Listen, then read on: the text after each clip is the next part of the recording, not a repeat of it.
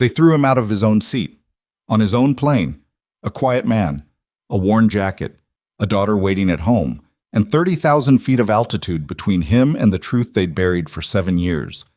When CEO Serena Vale pointed at Rowan Hale and said, "Security, remove him," every executive on that jet laughed. Nobody defended him. Nobody asked questions.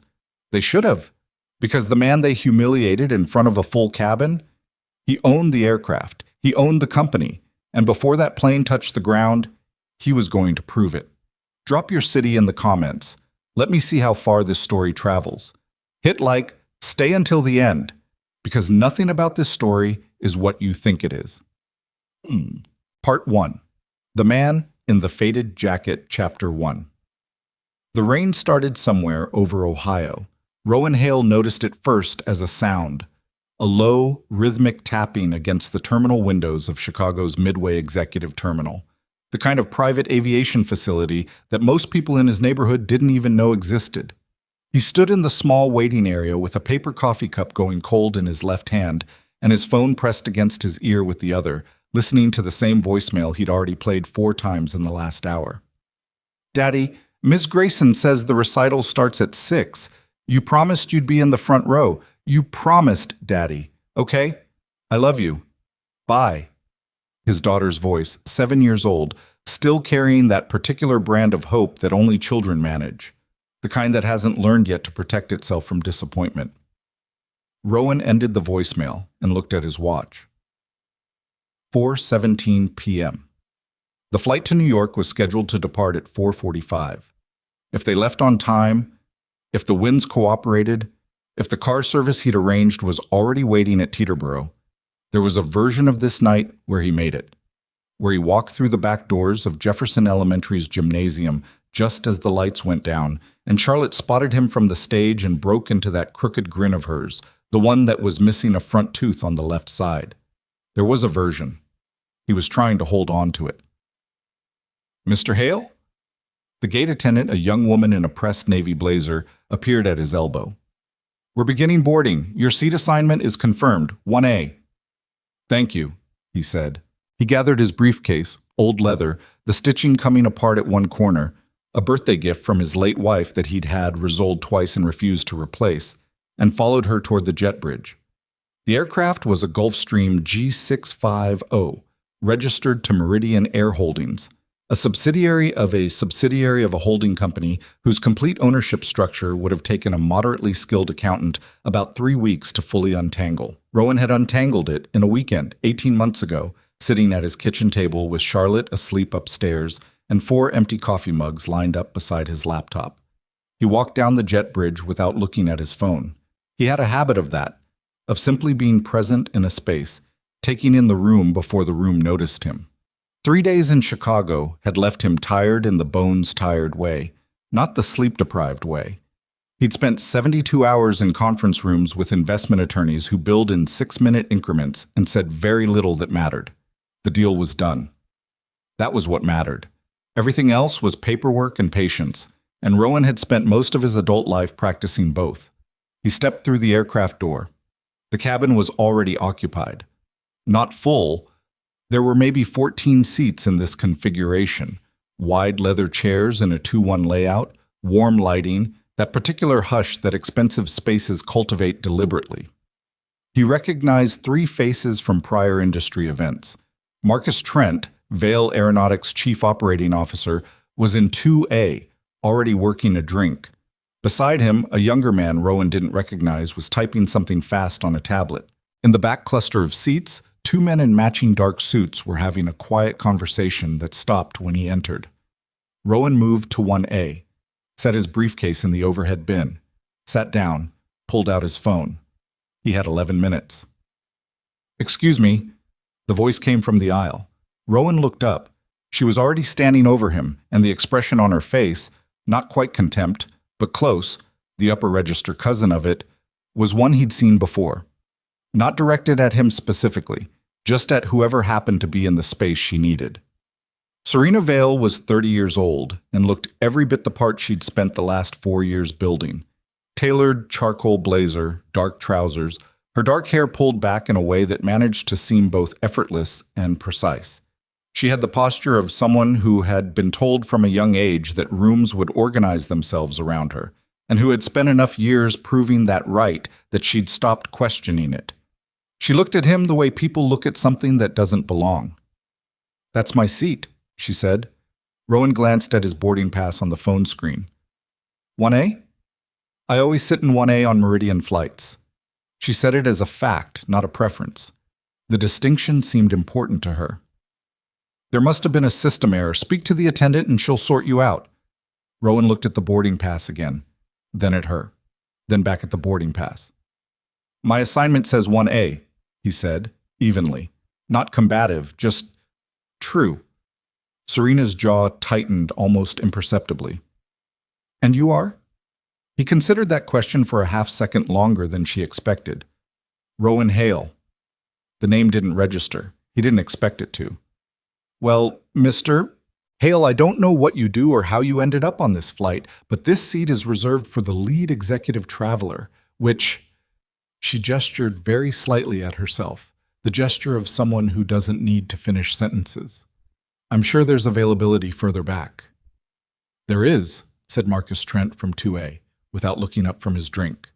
He said it casually, the way you'd mentioned the weather, and two of the men in the dark suits exchanged a look, and one of them made a sound that wasn't quite a laugh, but was adjacent to one.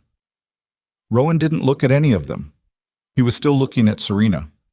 "I'm comfortable here," he said. "But if you want to check with the attendant, I don't need to check with anyone." Her voice was still controlled, but there was an edge underneath it now, thin as a blade. "I'm asking you to move." "I heard you," said Rowan.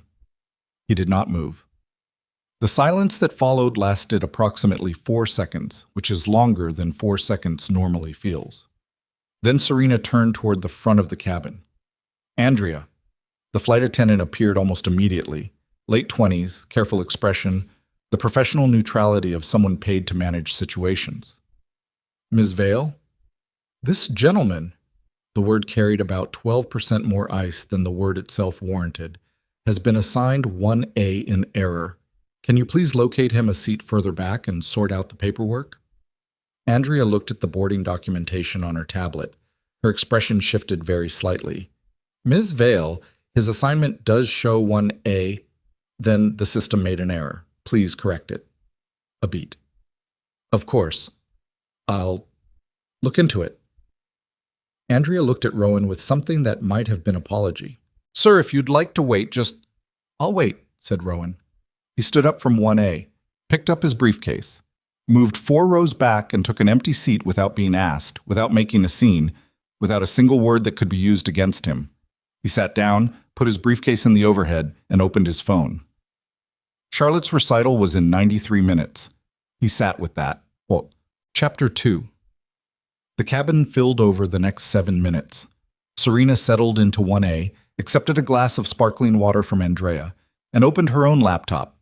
Whatever the minor inconvenience of the last few minutes had been, she appeared to have filed it away in a drawer labeled Handled and moved on. That was something she was genuinely good at. Compartmentalization. She'd learned it early. You didn't build a company to a billion-dollar valuation before 30 by carrying every friction forward. Marcus Trent from 2A leaned across the aisle at some point and said something quiet to her that made her almost smile. She replied in 3 words and went back to her screen. Rowan watched none of this. He was watching his phone, specifically a live weather radar over the New York metro area, and specifically the cluster of yellow-orange cells sitting directly over the flight path like bad intentions. The man who'd ended up in the seat beside him, late 40s, heavy through the shoulders, smelling faintly of something expensive, introduced himself as Graham Spears, Director of Acquisitions, Vale Aeronautics. He said it the way people say their titles when the title is the most interesting thing about them. "You with the Hensley Group?" Graham asked. "No," said Rowan. "Thought I recognized you from the Chicago meeting." "I wasn't at the Chicago meeting." "Huh." Graham studied him for a moment, the faded jacket, the worn briefcase in the overhead. "Vendor? Supplier?" "Something like that," said Rowan. Graham seemed to accept this as a sufficient explanation for why Rowan existed on the planet and went back to his phone. People had a way of doing that. deciding what a person was from the outside and then treating the decision as permanent. Rowan had spent most of his adult life being underestimated by people who wore better clothes. He'd stopped minding it years ago.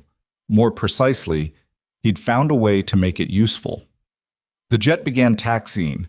Rain hammered the windows now. A flight attendant ran through the safety demonstration with the practiced energy of someone who'd done it 800 times and was determined not to let it show. Rowan buckled his seatbelt, closed his eyes for a moment, and thought about Charlotte. She would be in the gymnasium right now, probably. In the small backstage area that smelled like chalk dust and old wood. She'd be wearing the purple dress, the one she'd specifically requested, emphatically, at a volume that had rattled the breakfast dishes. And she'd have her hair done in 2 braids because she'd decided recently that braids were the serious choice for performances. She would be nervous. She hid it the way he did, which was to become very still and very quiet, and then release it all at once through whatever she was doing. She played violin, had been playing for 2 years. She was not at this stage particularly good in the technical sense of the word, but she played with a kind of unguarded honesty that made people want to keep listening, which was, Rowan had decided, the more important thing. He was going to make it. He had to make it. The engines rose in pitch, then stopped. The aircraft sat motionless on the taxiway. Through the window, Rowan could see the runway lights, red and white, blurred by rain. A minute passed. 2 minutes. The kind of silence that passengers fill with their own anxiety. Then the captain's voice, through the intercom, with the deliberate calm of a man choosing each word. Ladies and gentlemen, this is Captain Durand. We're holding briefly at ATC's request due to weather in our corridor. We expect clearance within 15 to 20 minutes. We appreciate your patience. The cabin stirred. Marcus Trent exhaled audibly. Graham Spears said every time to no one in particular. Serena Vale did not look up from her laptop. Rowan looked at his watch. Did the math for the 4th time in an hour. The math did not improve. He pulled out his phone and started typing a text to Mrs. Paulson, Charlotte's after-school caretaker, a 70-year-old retired school teacher who took the responsibility of being Charlotte's stand-in adult with the gravity it deserved. Flights delayed on the ground. I'm trying. Tell her I'm trying. Mrs. Paulson's response came back in 40 seconds. She knows, sweetheart. She's brave, that girl, like her father. Rowan stared at that message for a moment longer than he meant to. He put the phone away. Chapter 3. The clearance came 17 minutes later. By then, the cabin had settled into its in-flight rhythms. Laptops open, conversations dropped to low registers, the particular collective exhale of people accepting the hours ahead. Rowan accepted a glass of water and a small bag of pretzels from Andrea, who set them down without looking at him, which was fine. He wasn't looking for conversation. What he was doing, quietly, beneath the surface, was watching. He'd always done this. It wasn't calculation so much as curiosity. The engineer's habit of observing systems in motion, understanding how the parts connected. On an aircraft, in a business context, you could learn a great deal about an organization by watching how its members behaved when they thought no one important was watching. Marcus Trent was on his 2nd drink and had been on his phone for the entire 40 minutes since departure, texting with someone whose responses made him alternately satisfied and irritated. Not unusual. But he kept the phone screen angled away from the aisle, which was unusual in a private cabin where presumably everyone present held clearance levels high enough to know sensitive information. The 2 men in the back cluster of seats, neither of whom Rowan had been introduced to, had their heads together over a laptop in a way that had the physical quality of secrecy about it. Not paranoid secrecy. The comfortable secrecy of people who thought they were safely among allies. Rowan noted these things the way he noted everything, without emphasis, without conclusion. Filed. Available. He didn't know all of what was happening inside Vale Aeronautics right now. But he knew enough. He'd spent the better part of 18 months learning enough. The company had changed since he'd left. More precisely, the company had changed because he'd left, and not in the ways that change usually happens, organically, through leadership and vision. It had changed through subtraction. His patents, his processes, the fundamental fuel optimization architecture that he'd spent 4 years engineering in a cramped office with bad lighting and a whiteboard that smelled like solvent, All of it had been quietly absorbed, rebranded, and redistributed through a labyrinth of subsidiary agreements that, if you didn't know what you were looking at, looked entirely routine. If you did know what you were looking at, it looked like theft. He'd been gone. He'd had reasons to be gone, reasons that dwarfed every other consideration in his life. You don't negotiate with grief. You don't tell it to wait while you protect your patents. When Elena died, when his wife of 6 years was there and then was not, when the world divided permanently into before and after, Rowan had done the only thing he could. He'd gathered Charlotte, who was 3 years old and hadn't stopped asking for her mother for 4 months, and he'd built the smallest, most stable world he could manage. An apartment in Queens. A routine. A school with a teacher Charlotte loved. Violin lessons on Saturdays. He had stepped away from everything else. He hadn't expected them to erase him. Awesome. Chapter 4. An hour into the flight, the intercom clicked again. Not the captain this time. "Ladies and gentlemen," said Andrea from the front of the cabin. "Due to routing adjustments for weather, our arrival time at Teterboro has been revised to approximately 7:40 p.m. We apologize for any inconvenience." The murmur through the cabin was immediate. Trent sat up in his seat. 2 or 3 conversations stopped mid-sentence. Rowan heard Graham Spears mutter something under his breath that rhymed with truck. 7:40. Charlotte's recital started at 6. The gymnasium would be dark by 7:40. The folding chairs would be empty, and the parents would be loading kids into minivans, and Charlotte would be standing in the parking lot with Mrs. Paulson, violin case in hand, looking at every pair of headlights and then looking away. He'd missed things before. Not many. He kept a specific internal record because missing things with Charlotte felt like withdrawals from an account he couldn't afford to overdraft. He'd missed a birthday dinner 2 years ago. A deal had gone sideways at the worst moment. He'd missed a school camping trip the spring before because the flight back from London had been canceled, and he'd spent the night on an airport cot and called her from the floor. Each time she'd said it was okay. Each time she'd mostly meant it. Each time he'd filed it away and tried to balance the ledger somewhere else. He sat very still for a moment. Then he opened his laptop and started writing an email to his attorney. Not about the recital. The recital was beyond his control now, and Rowan Hale was not a man who spent energy on things beyond his control. The email was about a document that needed to be filed before 9 a.m. the next morning, and the timing of certain legal notifications that had to be sequenced carefully, and 3 or 4 other items that required precision. The kind of precision you could lose if you let the weight of a missed recital sit in your chest and press. He wrote the email. He sent it. He closed the laptop. He took out his phone and called Mrs. Paulson. "I'm not going to make it," he said. A pause. "I know, she's been asking." "Put her on?" Another pause, then rustling. Then, "Daddy?" Her voice. 7 years old, 2 braids, purple dress, trying to be brave about it and not quite getting there. He could hear the gymnasium noise behind her. Voices. The out-of-tune preliminary notes of a dozen kids warming up. "Hey, Bug," he said. "Are you on the airplane?" "I'm on the airplane. We got delayed. I'm not going to make it to the start, okay? I'm really trying." Silence on her end, then, "Okay. I'm sorry, Charlotte." "It's okay." She said it the way a 7-year-old says it when it's not entirely okay, but she's made a decision to be the kind of person who says it anyway. "You're going to be great," he said. "You know that?"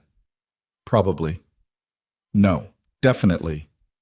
A small sound, not quite a laugh. "Daddy, I have to go. Miss Grayson is waving at me." "Go. I love you." "Love you too." Then very quickly, before she hung up, "I saved you a program." The call ended. Rowan sat with the phone in his hand and looked out the window at the darkness above the clouds, where the sky was perfectly clear and full of stars that no one on the ground could see. Chapter 5. It was somewhere around the 90-minute mark. Rowan estimated they were over western Pennsylvania, when the atmosphere inside the cabin shifted. Not dramatically. It was the kind of shift that happens in the undertone of things, the conversational equivalent of a barometric pressure change. Marcus Trent had moved from his seat to the small cluster in the rear, where the 2 men in dark suits were still working the laptop. Their conversation was low but carried a specific intentional energy, the kind you recognize when you've spent time in rooms where decisions are made. Rowan could not hear what they were saying. He could see Trent's face, though, across the length of the cabin, and he watched the expression there shift through several states in quick succession. Satisfaction, then something sharper, then a quick glance forward toward where Serena Vale sat, and then the particular careful blankness that people put on when they want to look neutral. Serena, for her part, seemed to notice none of this. She was on a call, earpiece in, speaking quietly. Graham Spears, beside Rowan, had fallen asleep an hour ago, head back, breathing through his mouth with the peaceful confidence of a man with no pressing concerns. Rowan opened his briefcase, not conspicuously. He moved with the practiced unhurriedness of someone simply looking for something he needed. Inside the briefcase, beneath a folder of financial analysis pages, beneath the legal documents from the Chicago negotiations, was a second folder, thinner, with a dark blue cover and a label that said, in his own handwriting, HX7 Archive. He'd been carrying this folder for 2 years. He'd carried it through 6 flights, 4 meetings, and 1 very tense dinner in Washington, D.C., where a man across the table from him had tried to buy his silence for a figure that would have covered Charlotte's college education twice over, and Rowan had thanked him for dinner and left. He didn't open the folder on the plane. There was no need. He knew every page by memory. He'd written most of them. The rest were copies, engineering logs, internal memos, patent registration submissions with timestamp metadata that had been altered by people who were skilled at altering things, but not, as it turned out, quite skilled enough. He set the briefcase closed on his lap. In his chest, there was the particular stillness he'd learned over the last 2 years. The stillness of a man who has done everything he can do and is now simply waiting for the moment he's prepared for to arrive. He looked at his watch. 7:12 p.m. They were descending.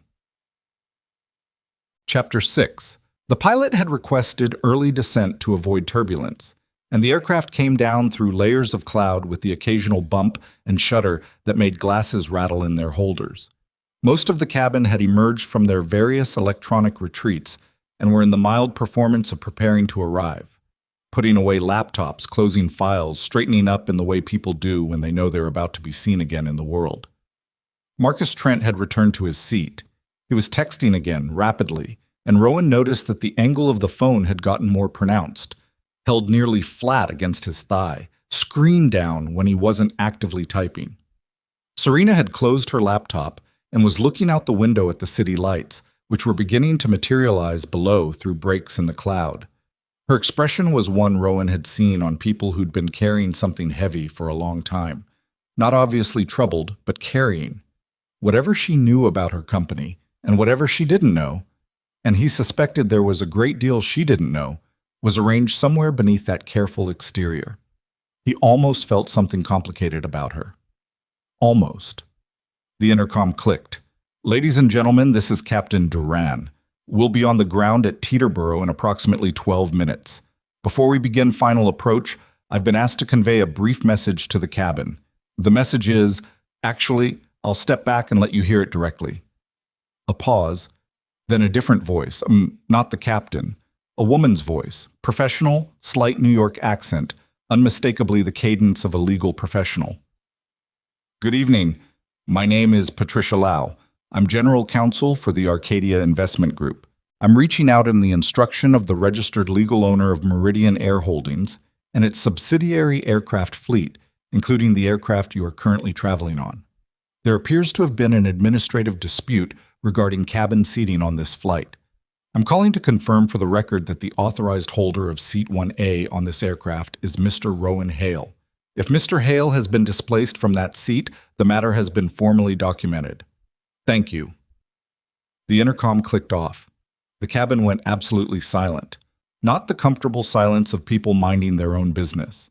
The specific, pressurized silence of a room full of people who have just processed something they weren't expecting and have not yet decided what to do with it. 14 people. 14 pairs of eyes performing some version of the same rapid computation, registered legal owner, Meridian Air Holdings, Mr. Rowan Hale. Graham Spears woke up, looked around. "What'd I miss?" Rowan picked up his briefcase from the overhead bin. He walked, unhurried, back toward the front of the aircraft.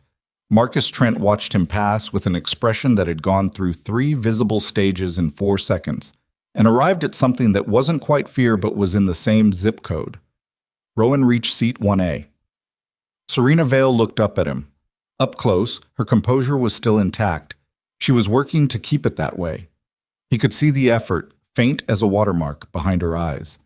She was someone who had never, not once in her adult professional life, been without information she needed. Right now she was without it, and she knew it, and she was deciding in real time how to respond. "Mr. Hale," she said. "Ms. Vale." He said it without inflection, settled into the seat across the aisle from 1A, because 1A was occupied, and he was not the kind of person who would ask her to move now. "We should probably talk when we land." "About what exactly?" Not a question, a request for the frame. "About your company," Rowan said, "and about what's been done to it, and about what happens next." She looked at him, really looked at him, in the way she hadn't allowed herself to do at the gate, when he'd been a stranger in a wrong seat rather than whoever he was turning out to be. "Who are you?" she said. It was the first time she'd asked it as a real question. Rowan looked out the window. The lights of New York were below them now, spread out in every direction. The enormous, complicated fact of the city, everything happening at once. "I'm the person who built what you're running," he said, "and I'm the person who's going to save it, whether anyone likes that or not." Outside, the runway lights appeared out of the dark. The aircraft touched down, and everything that came next had already been set in motion a long time ago by a man who had learned, in the worst way a person can learn, that some things are worth fighting for, even when fighting is the last thing you have energy for, even when you're exhausted, even when your daughter is waiting, even then. But sumped. End of part 1. Part 2. Lưu ý, viết 6.000 đến 6.500 từ liên kết liền mạch với các phần trước trong câu chuyện. Pha hồi thoại tạo thành một câu chuyện liền mạch khi ghép lại. Mỗi phần liền mạch với phần trước không giới thiệu lại câu chuyện ở đầu phần mới. Liên kết các phần của câu chuyện một cách liền mạch. Sử dụng câu chuyện tiếp giữa các phần. Duy trì chủ đề, tránh ngắt quãng đột ngột, không sử dụng gạch đầu dòng hoặc tiêu đề phụ, phong cách kể chuyện Mỹ, Hoa Kỳ, giống văn giàu cảm xúc. Kẻ theo ngôi thứ 3, giữ đồ kịch tính không viết lan man, nhân vật không hoàn hảo, hội thoại tự nhiên, tránh ngôn ngữ văn chương sáo rơi và cụm từ AI điển hình. Viết như nhà văn chuyên nghiệp, không như AI cố gắng nghe sàng, có yếu tố con người, cầm miêu tả qua mướt mà và hoàn hảo, kết thúc phần không giới thiệu phần sau, câu chuyện không nhắc đến Chúa, lưu ý trả lời trong mục tin nhắn không nhảy sang document, chỉ dẫn bắt buộc, không được xuất hiện trong nội dung truyền. Đây là một câu chuyện điện ảnh hoàn toàn hư cấu được tạo ra chỉ nhằm mục đích giải trí. Không đề cập hay ngụ ý rằng nó dựa trên sự kiện có thật, người thật hoặc câu chuyện có thật. Không sử dụng các cụm từ như dựa trên một câu chuyện có thật, theo ghi chép hoặc bất cứ điều gì tương tự. Tất cả các nhân vật, địa điểm, tổ chức và sự kiện phải hoàn toàn hư cấu, lưu ý đặc biệt quan trọng. Nếu đạt đến giới hạn trả lời, không được dụng giữa câu, hãy viết nốt câu đó hoàn chỉnh, không mở rộng nội dung. Show more. Part 2. The man they buried. The wheels hit the tarmac hard, harder than usual, the aircraft shuddering through the impact of landing in crosswind conditions. Rain was coming down at Teterboro now, slanting sideways under the runway lights, and through the small oval window Rowan could see ground crew in yellow rain gear moving toward the aircraft with the deliberate efficiency of people who do the same thing in bad weather every night and have no feelings about it either way. He stayed in his seat while the aircraft rolled to a stop. Around him, the cabin was doing the performance of normalcy. People gathering bags, checking phones for the messages that had stacked up at altitude, the ambient sound of a dozen people re-entering the world they'd briefly left. But the normalcy was thin, a coat of paint over something raw, and he could feel it in the way conversations were slightly too quiet, in the way eyes moved to him and then moved away, in the way Marcus Trent, 3 rows up, had not moved at all since landing, and was sitting with his arms folded and his jaw set in the expression of a man running calculations that weren't resolving cleanly. Serena Vale stood when the seatbelt sign extinguished. She reached for her bag in the overhead with practiced efficiency, her movements controlled in the way that people's movements get controlled when they're holding a lot still beneath the surface. She did not look at Rowan. She looked at the exit door and at Andrea, who was working the latch, and at the dark rain-streaked window beyond. Then she looked at him. "You said we should talk," she said. The same flat, careful voice. But something underneath it had shifted, a frequency change he couldn't have named precisely, except that it sounded less like authority and more like someone who has just realized the ground beneath them might not be as solid as previously indicated. "I did," said Rowan. "Tonight?" He thought about Charlotte. Mrs. Paulson's text had come through while they were on final approach. "She did beautifully. Proud little thing. She wants to show you the program." He'd read it and felt something loosen in his chest, some held tension releasing, and also felt the specific ache of having missed it, which would sit with him for a while regardless of how well she'd done. "Tonight," he said, "if you have the time." The corner of her mouth moved in a way that wasn't quite a smile. "I'll make the time." She stepped off the aircraft first. That was fine. Rowan waited while the other passengers filed out, taking his time with his briefcase, checking his phone. He had 4 new emails from Patricia Lau, his attorney, and a text from a number he'd been expecting for 2 days that said only, "Package delivered. All 3 parties have confirmed receipt." He read it twice, then pocketed the phone and stepped out into the rain. The terminal was small by commercial standards, but well appointed. The kind of facility where the carpet was thick and the lighting was warm and the staff made eye contact. A driver in a black jacket was holding a sign with Serena's name near the entrance. Her head of security, a compact, watchful man named Derek, who had been waiting at the gate, fell into step beside her the moment she cleared the doors. Rowan had no one waiting. He'd arranged a car service, and the app told him it was 4 minutes away. He stood near the entrance and watched the rain and felt, for a moment, the accumulated exhaustion of 3 days in Chicago and a delayed flight and a missed recital and everything that was about to happen, all of it pressing down at once. He was tired. He was genuinely, deeply tired. And there was still a great deal left to do. His phone buzzed. Patricia again. "Damian Cross landed at JFK 40 minutes ago. His people are moving fast. You need to move faster." He looked at the message, then at Serena, who was 20 feet away, listening to something Derek was telling her in a low voice. 4 minutes became 3. He walked toward her. "Ms. Vale," she turned. "Change of plan. Can we do this now? There's a lounge on the 2nd level. I've used it before. It's private. I need to show you something before it becomes harder to show you." Derek took a small step forward. Not aggressive. Positioning. The instinct of a man paid to stand between his employer and ambiguity. Serena looked at Rowan for a moment. Whatever she was reading in his face, she read it carefully, with the attention of someone who has spent years in rooms full of people trying to mislead her and has developed a reasonable internal instrument for detecting the ones who aren't. 20 minutes, she said. "That might be enough," he said. It wasn't, as it turned out, but it was where it started. The lounge on the 2nd level was called the Meridian Club, which Rowan noted with a quiet private irony as they rode the elevator up. Dark wood paneling, low lighting, a bar that was still serving to the small number of delayed or early arriving travelers scattered at tables. He chose a corner table away from the bar, set his briefcase on the chair beside him, and ordered water from the server who appeared within 30 seconds. Serena sat across from him. Derek positioned himself at the bar, angled to maintain a sightline, and ordered a club soda. "Your attorney," Serena said, setting her phone face down on the table. "Patricia Lau." "I know that name." She's good at what she does," said Rowan. "She's represented 3 hostile acquisition cases in the last 5 years, 2 of them against companies in the aerospace sector." She was watching him. "I did a quick search in the car. Arcadia Investment Group is a private fund, registered in Delaware, primary office in Lower Manhattan. Public record shows a 7-year operating history." She paused. 14 months ago, it acquired a 48% creditor stake in Meridian Air Holdings. 49, said Rowan. 49. A pause.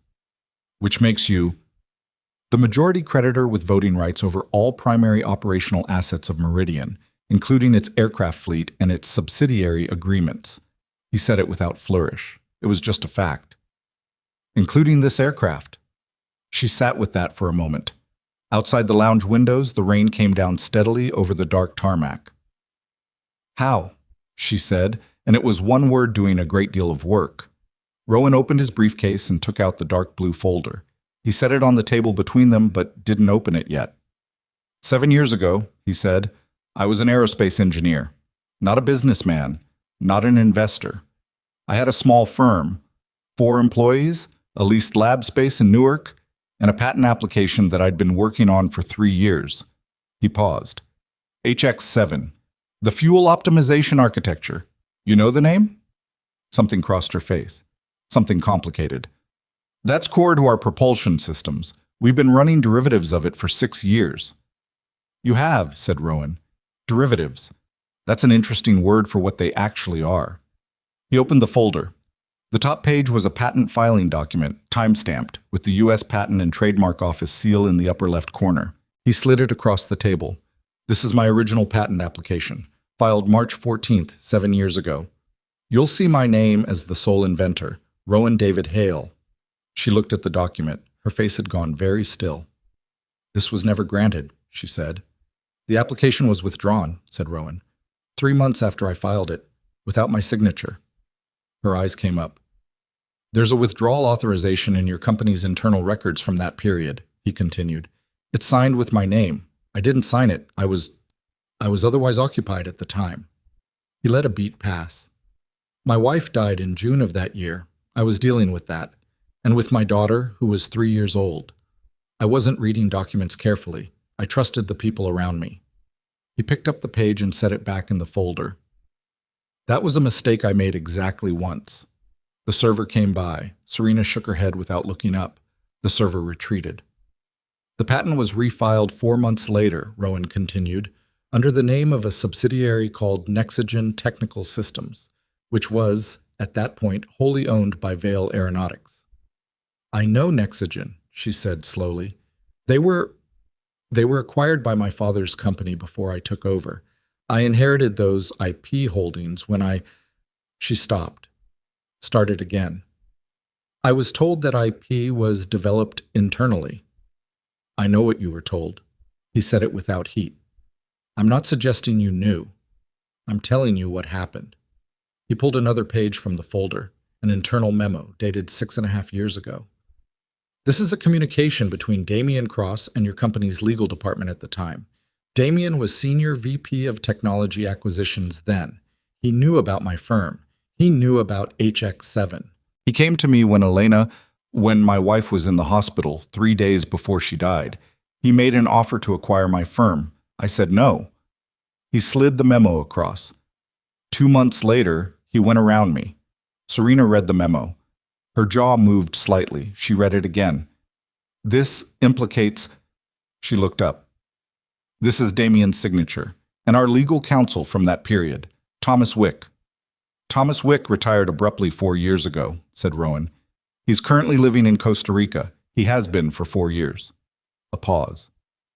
He left 3 months after I first contacted a private attorney about recovering my IP rights. I don't think that's a coincidence. She set the memo down on the table, very carefully. The way you set something down when your hands aren't entirely steady, and you don't want anyone to see that. Who else knows about this? She said. Right now, you, me, Patricia, Taria, and the board members who received legal notice 2 hours ago. He glanced at his watch. And Damien Cross, who I imagine is having a fairly uncomfortable evening. Her head came up sharply. You already sent notice to the board?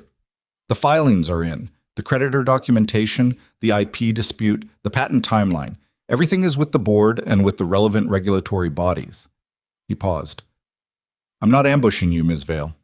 I'm telling you now because what happens with your company over the next 48 hours is, to a significant degree, going to depend on how you respond tonight. She stood up. Not aggressively. She just needed to be on her feet. She walked 2 steps to the window and stood there with her arms crossed, looking at the rain. Rowan waited. He was good at waiting. Damien Cross has been with this company for 12 years, she said to the window. He was my father's first hire after the Series B. He sat in the front row at my father's funeral. She turned. He mentored me for 2 years before I became CEO. I know, said Rowan. And you're telling me he built the last 7 years of our technical advantage on stolen intellectual property. I'm telling you the documentation says that, yes. That's not the same as, it is, he said. In this case, it is. He kept his voice even. I've had 2 years of due diligence on this. I did not file until I had enough to be certain. She looked at him. Really looked at him, again, the same way she'd looked at him on the aircraft, that moment of actual seeing. Why didn't you sue? She said. Why go through all of this? The fund, the creditor stake, Why not just file an IP lawsuit and let the courts handle it? This was the question he'd expected. He'd thought about how to answer it many times. He'd thought about it on the aircraft. He'd thought about it on the way to the lounge. He still wasn't sure he'd found the answer that was fully honest, because the fully honest answer was layered and not entirely flattering. Because suing gets me a check, he said. If I'm lucky. If I win. If they don't run the appeals process out over 6 years until my resources are depleted and I take a settlement. He paused. And a check doesn't undo what was done. A check doesn't put my name back on the work. A check doesn't stop the same people from doing it to the next engineer who trusts the wrong person. He looked at the folder. I wanted accountability, not a payout. That requires a different kind of leverage. She was quiet for a moment. And the merger? He looked up. The acquisition deal Damien's been pushing, the Halloran merger, $12 billion deal. It's been in the works for 14 months. She was watching him carefully. You know about it. I know about it, he said. Then you know what canceling it would cost. Jobs, contracts, 3,000 employees who've been counting on. I know, he said. I'm not trying to burn the company down, Ms. Vale. I never was. Burning it down doesn't help Charlotte. The name came out before he could decide whether to include it, and he let it sit there. My daughter, she's 7. She plays violin. He didn't say the rest of it, that he'd missed her recital tonight, that she'd been brave about it, that she'd saved him a program, because that wasn't Serena Vale's burden to carry. Everything I'm doing because this company employed me. This company was built, in part, on my work. And if it's going to keep existing, it should exist with integrity. That's the only reason any of this is worth the last 2 years of my life. The lounge had emptied out while they talked. The server had stopped coming by. Derek at the bar was on his phone, posture unchanged but attention drifted.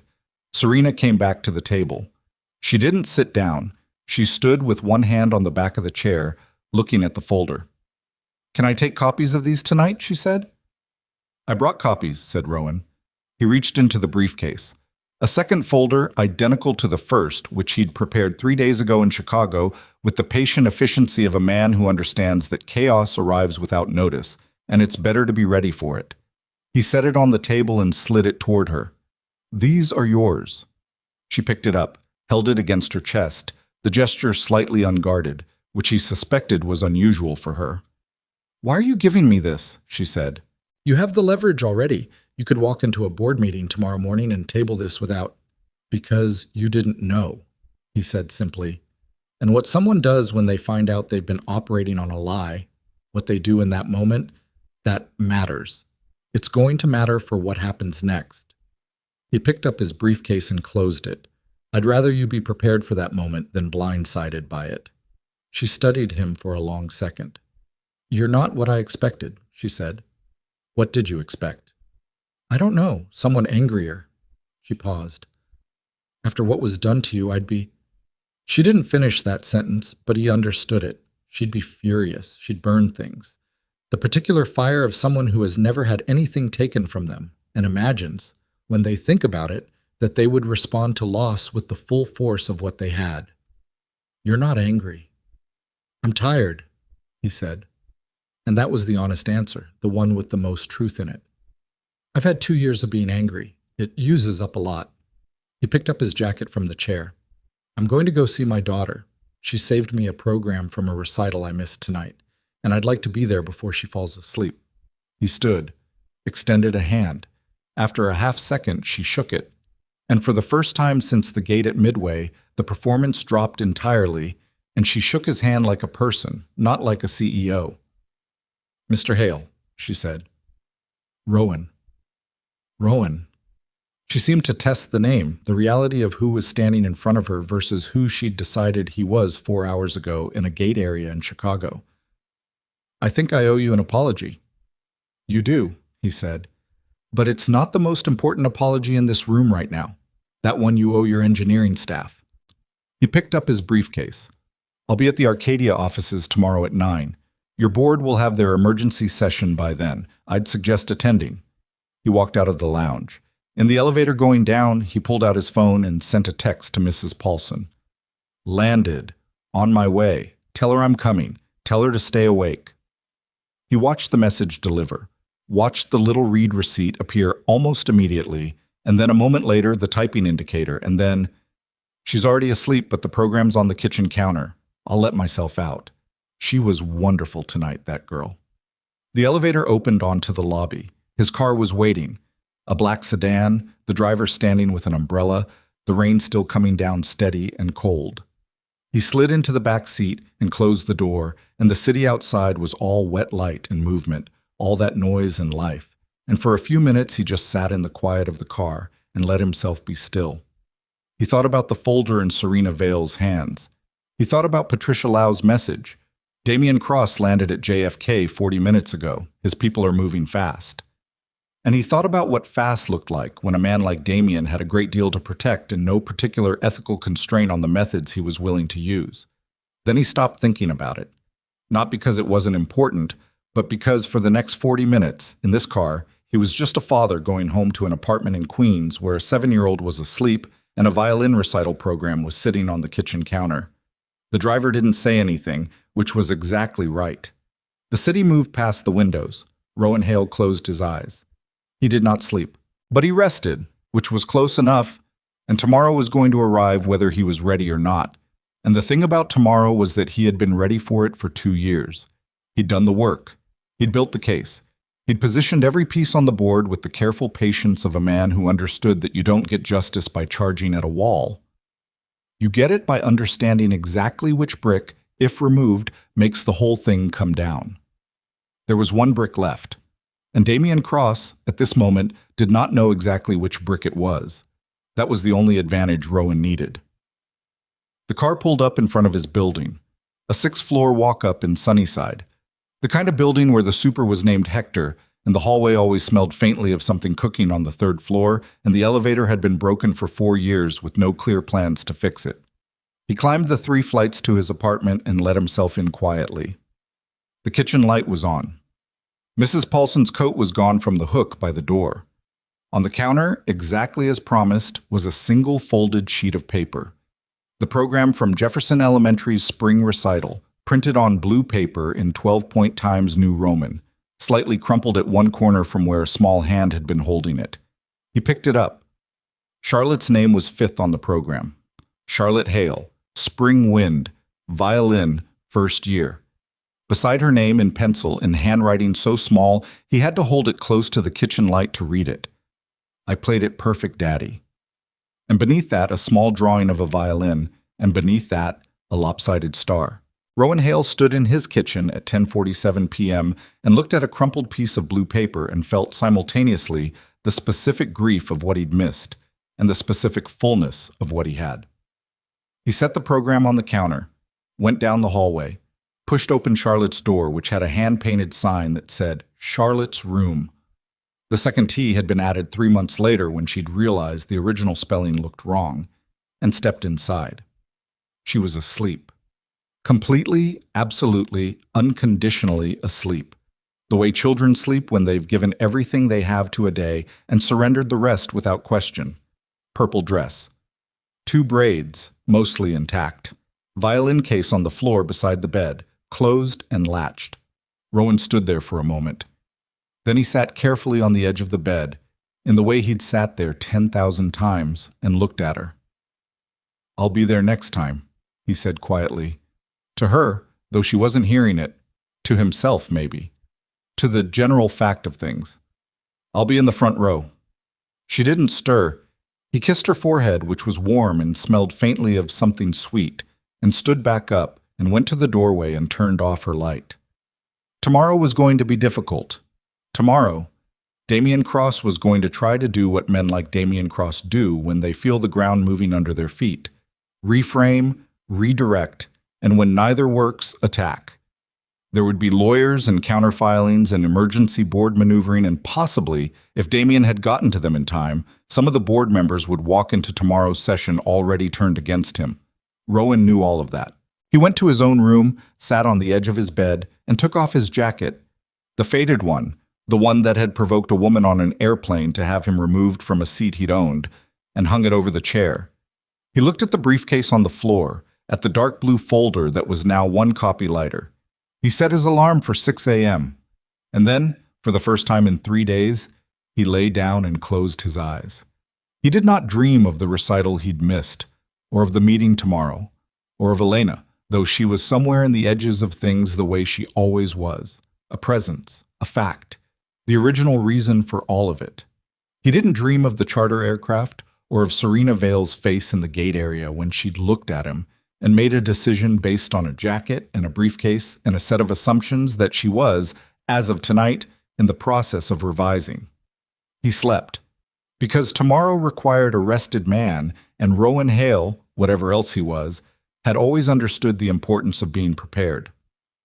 In a hotel suite 22 miles away, Damian Cross was on his fourth call of the night, his voice controlled and his eyes very still, the way a man's eyes get still when he's identified a threat and is deciding how to neutralize it. On the coffee table in front of him were 2 phones, a legal pad covered in handwriting, and an untouched glass of whiskey. He had not yet seen the specific documents in the dark blue folder.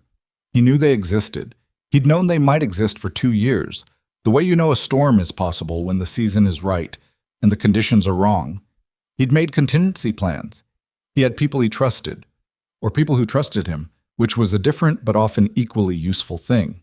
What he didn't know, and what kept him on the phone at 11 p.m. when he should have been sleeping, was how much Rowan Hale actually had. That uncertainty was, at this moment, the most dangerous thing in Damian Cross's world. And across the city, in a walk-up apartment in Sunnyside, the man who'd created that uncertainty was asleep. End of part 2. Part 3. Lưu ý, viết 6.000 đến 6.500 từ liên kết liền mạch với các phần trước trong câu chuyện và hội thoại tạo thành một câu chuyện liền mạch khi ghép lại. Mỗi phần liền mạch với phần trước, không giới thiệu lại câu chuyện ở đầu phần mới. Liên kết các phần của câu chuyện một cách liền mạch, sử dụng câu chuyện tiếp giữa các phần. Duy trì chủ đề, tránh ngắt quãng đột ngột, không sử dụng gạch đầu dòng hoặc tiêu đề phụ, phong cách kể chuyện Mỹ, Hoa Kỳ, giống văn giàu cảm xúc.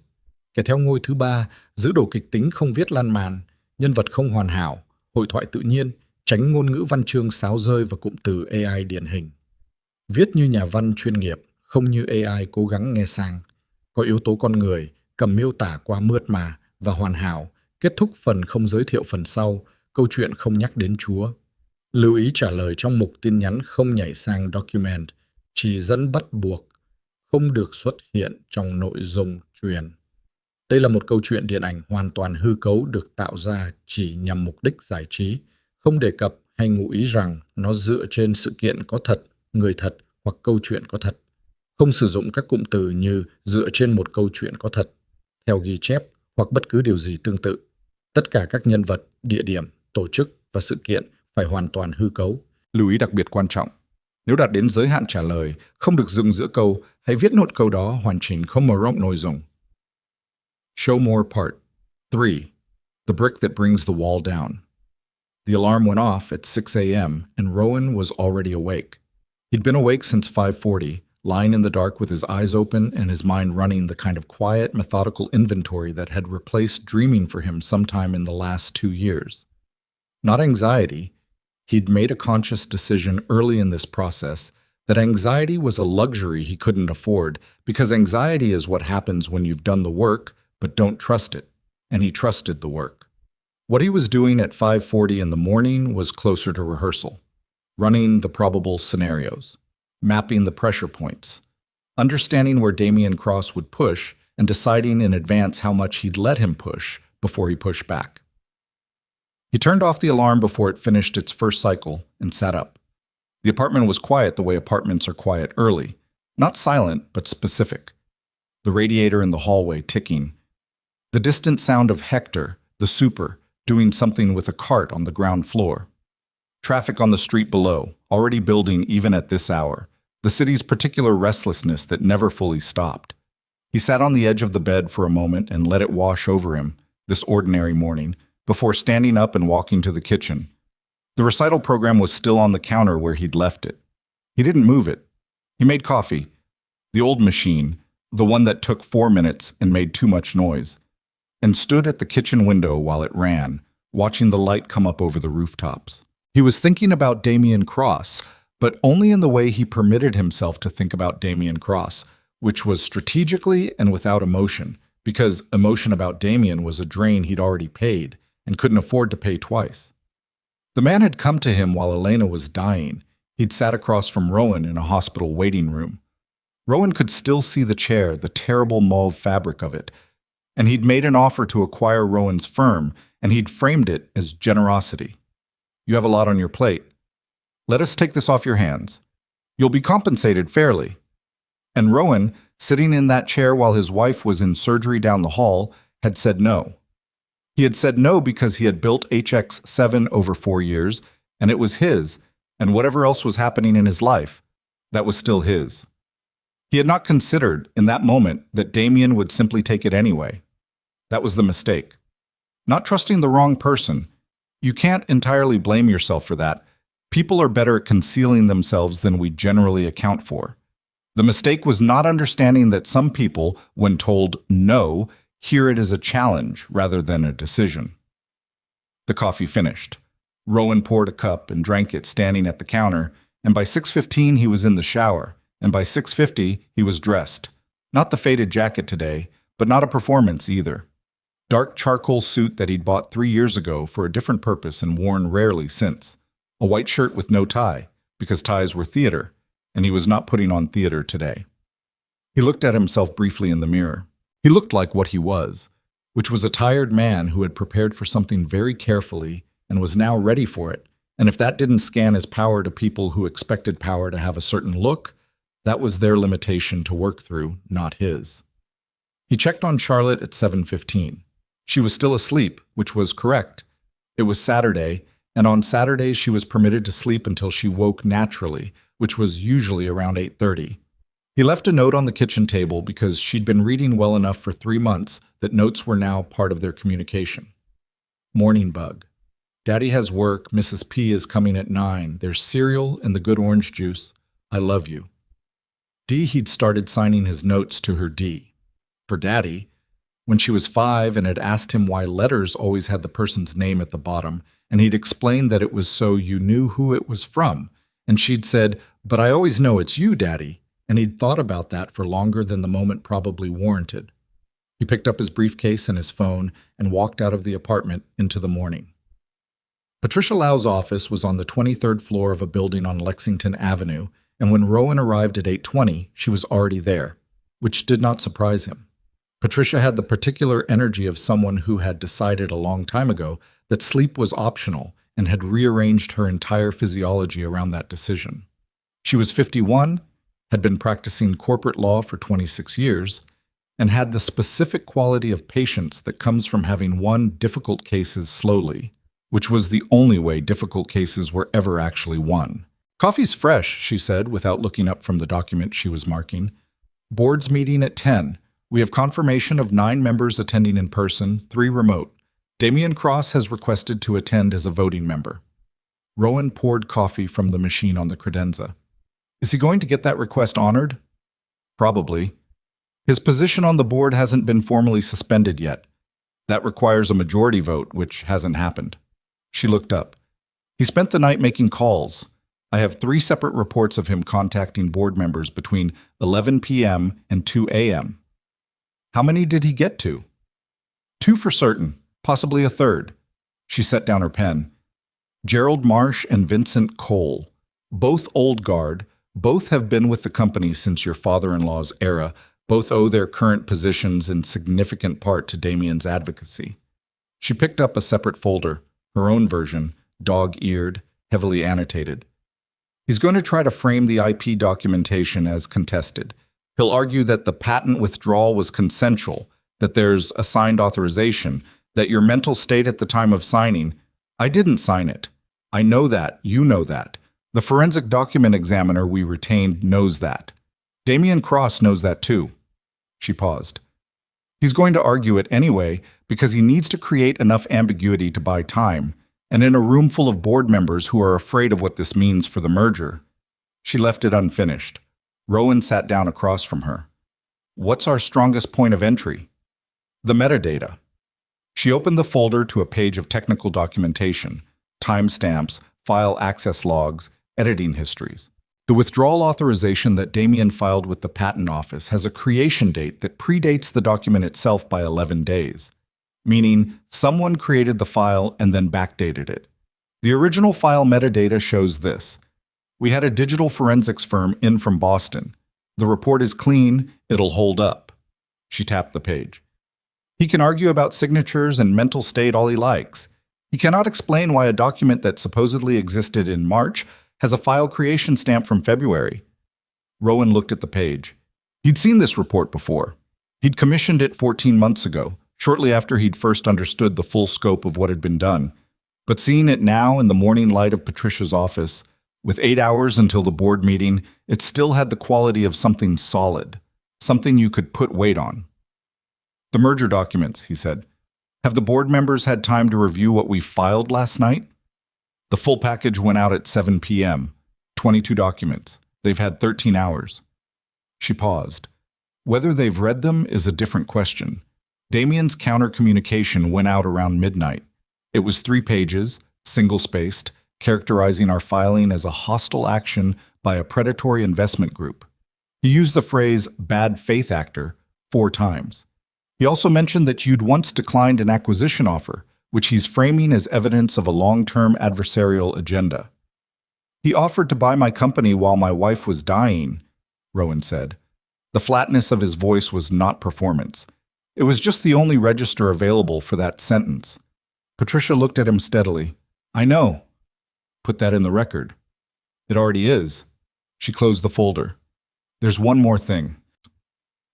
She picked up her phone, opened a document. 20 minutes ago, I received a notification from our monitoring service. There's been activity on a secondary server connected to the Halloran merger documentation.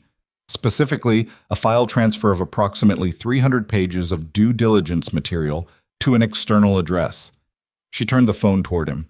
The external address traces back to a shell company registered in the Cayman Islands. We flagged it for regulatory review 12 days ago, but as of this morning, the transfer is complete. Rowan looked at the phone. He looked at it for a long moment. He's moving the merger ahead, he said, trying to get the documentation to Halloran before the board can vote to suspend. That's what it looks like. Can we stop it? We can contest it. The transfer itself doesn't execute the merger. There are still 2 regulatory approvals required, but it signals that he's willing to push this through without board authorization. She paused. Which creates a separate legal problem for him, but also creates a problem for us, because if Halloran receives those documents and acts on them before we can, then the merger becomes exponentially harder to unwind. Rowan set down his coffee. How fast can we get an emergency injunction? I filed the preliminary application at 5:30 this morning, she said. I've been up since 4. He looked at her. Don't thank me, she said. I'm billing for it. I know you are. We should have a preliminary ruling by noon, maybe earlier if the judge is cooperative. She stacked her folders and stood up. Shall we talk about what you're going to say in that room this morning? No, said Rowan, standing. I know what I'm going to say. She studied him for a moment. You're not going to do anything that makes this harder than it has to be. No. No speeches. Absolutely not. No emotional appeals. He picked up his briefcase. Patricia, I'm going to walk in there, present the evidence, and tell them what I need from them. That's all.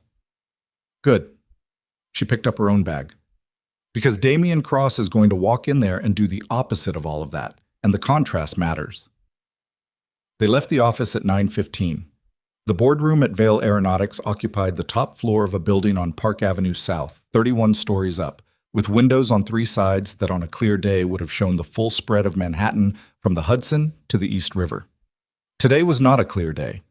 The sky was low and gray, and the buildings across the street were softened at their upper edges by cloud, the city looking temporary, provisional, the way cities sometimes look when the weather takes the shine off them. Rowan arrived at 9:40. Patricia walked beside him. They signed in at security, the kind of building where you signed in with a guard, even if you owned a controlling interest in the primary tenant, because procedures were procedures, and rode the elevator to the 31st floor. The lobby outside the boardroom was already occupied, 7 people, by Rowan's count. 3 he recognized as board members, Elaine Foster, the audit committee chair, whom he'd spoken to briefly by phone 2 weeks ago. David Rowe, the independent director who'd been a vocal skeptic of the Halloran merger for months, and Gerald Marsh, who was 72 years old and had the particular posture of a man who had made his peace with a great deal over a long career and was currently in the process of defending some of those compromises. The other 4 were legal staff, he assumed, and one of them was on a phone call that she stepped away from as soon as they stepped off the elevator. No Damien yet. And then there was Serena Vale, standing near the far window, away from the cluster of board members, in a different suit than yesterday. Dark navy, the same controlled precision. She was holding a coffee cup and looking at the street below, and when she heard the elevator, she turned. Her eyes found Rowan immediately. She crossed toward him. She didn't look like someone who'd slept well, which he understood. He suspected he didn't look like someone who'd slept well either, though for different reasons. "I read everything," she said when she was close enough that only he could hear it. "I read all of it, twice." "And?" said Rowan. She took a breath. "And I've been running this company for 4 years believing the technology was ours, that it had been developed in-house, that it was—" She stopped, pressed her lips together. "I need you to know I didn't know." "I know you didn't know," he said. "That's not—" She shook her head. "It's not enough that you believe me. Because my name has been on everything. Every pitch, every investor call, every presentation where we described that technology as proprietary. My name." She said it with a particular quietness that told him she'd been sitting with this through the night. "I want you to know I understand what that means. In terms of my responsibility for—" "We can talk about that later," he said.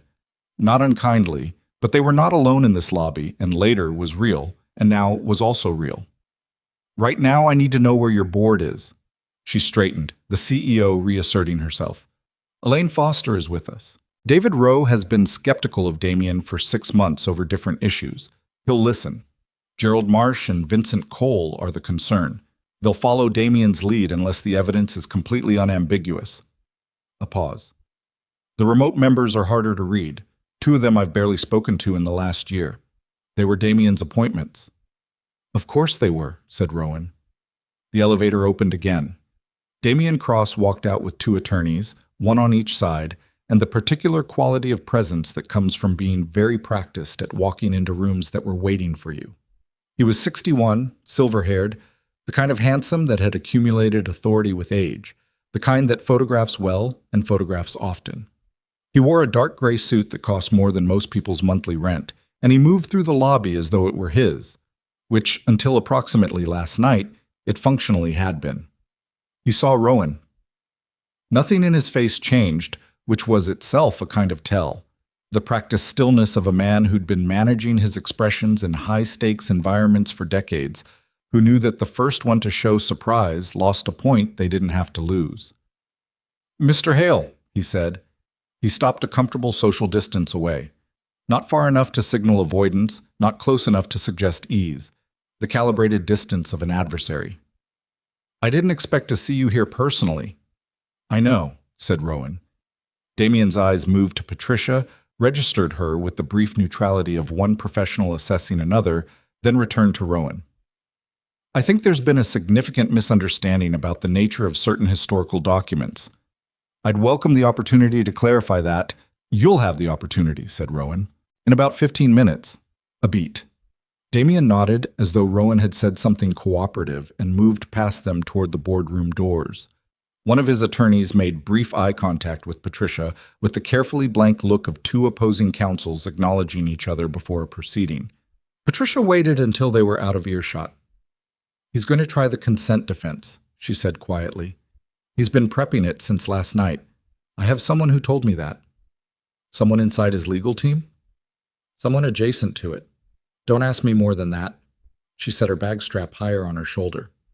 "He'll argue the withdrawal was part of an informal acquisition negotiation that you entered into voluntarily, that the formal documents were just catching up with an oral agreement." "Exactly." Rowan looked at the boardroom doors. "Does he have anything to support that?" "He has a document, a single page. He's going to present it as a letter of intent that you allegedly signed." She paused. "The forensic team hasn't seen it yet.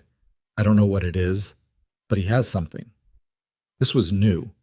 Rowan felt the information land and processed it without showing that he was processing it. Something he signed, allegedly. When? During the period after Elena died, the months where he'd been signing forms, medical forms, estate documents, insurance paperwork, an avalanche of bureaucratic aftermath that grief had made him move through on autopilot. Was it possible that someone had placed something in that stack that he hadn't registered as what it actually was? He thought about those months. He thought about them carefully. "Whatever it is," he said, "it doesn't change the metadata." "No," said Patricia, "it doesn't. But it changes the story in the room, and today the room matters." They went in.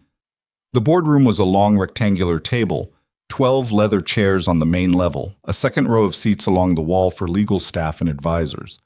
The windows he'd expected. The gray sky pressing against the glass, closer up here.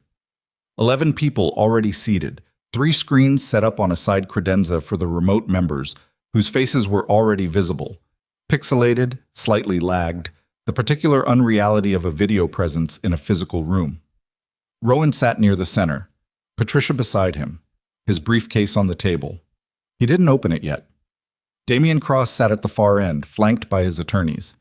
He'd arranged himself with his back to the windows, which meant the gray light came from behind him when he spoke, which was either a deliberate tactic or a fortunate accident, and with Damian, Rowan had learned never to assume accident. Elaine Foster, as audit committee chair, called the meeting to order. It took 45 minutes for the thing to become what it was always going to become. Elaine ran through the procedural framing efficiently. The nature of the emergency session, the legal filings received the prior evening, the obligations of the board under the company's governance structure. She was a precise woman, Elaine, in her mid-60s, with reading glasses on a chain, and the particular authority of someone who has audited enough organizations to have stopped being surprised by what people do when they think no one is looking closely. Then Rowan presented. He didn't stand up. He'd decided against standing. Standing was performance, and he wasn't performing. He spoke from the table, in the same measured tone he'd used with Serena the night before, laying out the timeline from the beginning. The development of HX7. The patent filing. Elena's illness. Damian's offer in the hospital waiting room and his refusal. The subsequent withdrawal of the patent application without his signature. The refiling under Nexogen Technical Systems. The acquisition of Nexogen by Vale Aeronautics. The metadata discrepancy in the withdrawal document. He spoke for 22 minutes. He used visuals on the room screen, pages from the dark blue folder, the forensic report, the timeline. He spoke without anger. He made no speeches. He told the board what had happened and showed them the evidence that said it, and when he was done, he folded his hands on the table and said, "I'll answer questions." Gerald Marsh went first. He was a big man, Gerald, the kind that seemed to occupy more space than his chair offered, and he had the voice of someone who'd spent decades in rooms like this believing he was the most consequential person in them. "Mr. Hale, the company has operated on this intellectual property for 7 years. 7 years of products, contracts, revenue." "I'm aware," said Rowan, "and you're only bringing this forward now." "I've been building the case for 2 years. I brought it forward when I had enough to be certain." He paused. "I didn't want to make allegations I couldn't prove. I understand the difference between knowing something and proving it." Gerald sat back, not satisfied, but not with an obvious next move. Then Damian spoke. He did it well, Rowan had to admit. Not to himself internally, in the way you acknowledge craft even when you oppose the person deploying it. Damian Cross had spent 30 years in rooms like this, and he knew exactly how much of a statement was argument and how much was atmosphere, and he deployed both with the ease of someone who'd stopped distinguishing between them. He acknowledged the IP question as complex and deserving of careful review. He expressed sympathy for what Rowan had experienced with the loss of his wife. He said these things in a tone that managed to be simultaneously compassionate and slightly condescending, the tone of a man who wants to appear magnanimous while positioning the other person as unstable. Then he produced the document, a single page inside a clear sleeve passed down the table by one of his attorneys. Rowan received his copy. He looked at it. It was a letter of intent. 1 page. It was dated 2 months after Elena's death, and at the bottom there was a signature, his name, his handwriting, or something close enough to his handwriting that a casual observer would not have detected the difference. He looked at it for 4 seconds. "I didn't sign this," he said. "Mr. Hale," began Damian's attorney. "I didn't sign this," Rowan said again. Quiet. Absolute. "I have no memory of this document because this document did not exist when it's dated. The signature is not mine." "There are 2 witnesses listed," said Damian. "The signatories are available to a—" "I'd like to know their names," said Patricia. A brief pause. "Carl Donner and—" "Carl Donner retired from Vail 18 months ago and moved to Phoenix," said Patricia. "I pulled personnel records this morning. He's also named in a separate legal filing by a former engineering contractor regarding suppression of a prior IP claim, a filing that your client's office received notice of in 2021. She set a page on the table. "The second witness?" Another pause, longer this time. "Paul Merritt," said Damian's attorney. "Paul Merritt is the brother-in-law of Thomas Wick," said Patricia, "who was, as Mr. Hale noted, your client's legal counsel at the time of the original patent withdrawal." The room was very quiet. Rowan was watching the board members, watching Gerald Marsh's face, specifically because Marsh was the one who'd come in most firmly in Damian's corner and was therefore the most valuable conversion in the room. He was watching the moment when the structure of a story a man has been told starts to visibly wobble, when the logic that held it together shows its seams. Gerald was looking at the letter of intent with an expression that had shifted, very slightly, from certainty to something more careful. Vincent Cole, beside him, was looking at the table. Then Damian's phone, which was face down on the table in front of him, lit up. He didn't look at it immediately. A professional habit. You don't let the room see you distracted by a notification. But a moment later it lit up again. And then again. His attorney leaned over and said something close to his ear. Damian's face changed. Not dramatically. Not in a way that screamed. But there was a contraction, something tightening around the jaw and the eyes, the look of a man receiving information in real time that doesn't fit the scenario he came in prepared for. He looked at his phone. He looked up at Rowan. Rowan looked back at him calmly. What had happened? What Patricia had arranged with a timing that she'd spent 3 days calibrating was this. The 3 board members receiving remote connection had just received, via secure email, a second forensic report. Not the one about the withdrawal document. A different one. This report covered the server activity from the prior night, the unauthorized transfer of Halloran merger documentation to the Cayman Islands shell company. It identified the user credentials used to execute the transfer. Those credentials belonged to a senior administrator whose direct supervisor for the last 6 years had been Damian Cross.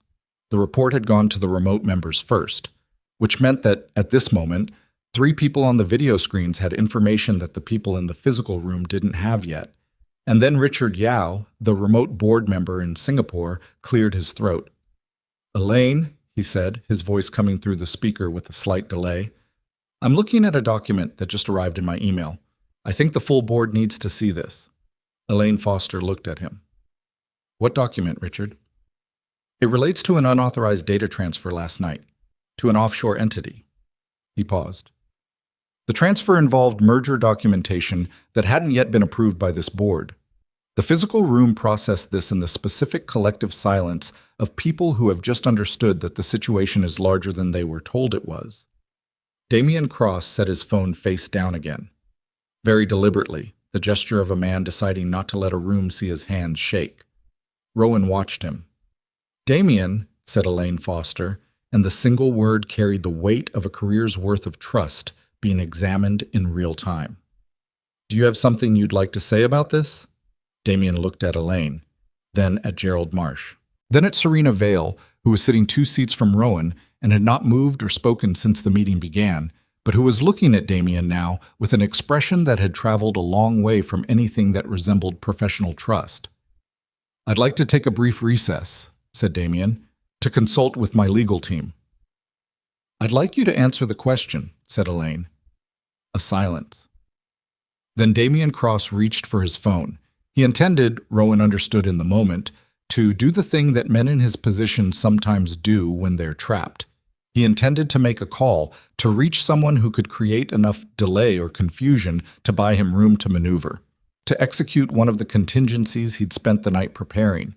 What he did not understand or had not yet discovered was that the room's digital infrastructure, the screen system, the wireless network, the display connectivity, had been routed through a management server that Patricia had requested administrative access to at 7 that morning, under a provision of the creditor agreement that gave Arcadia oversight rights over company technology assets.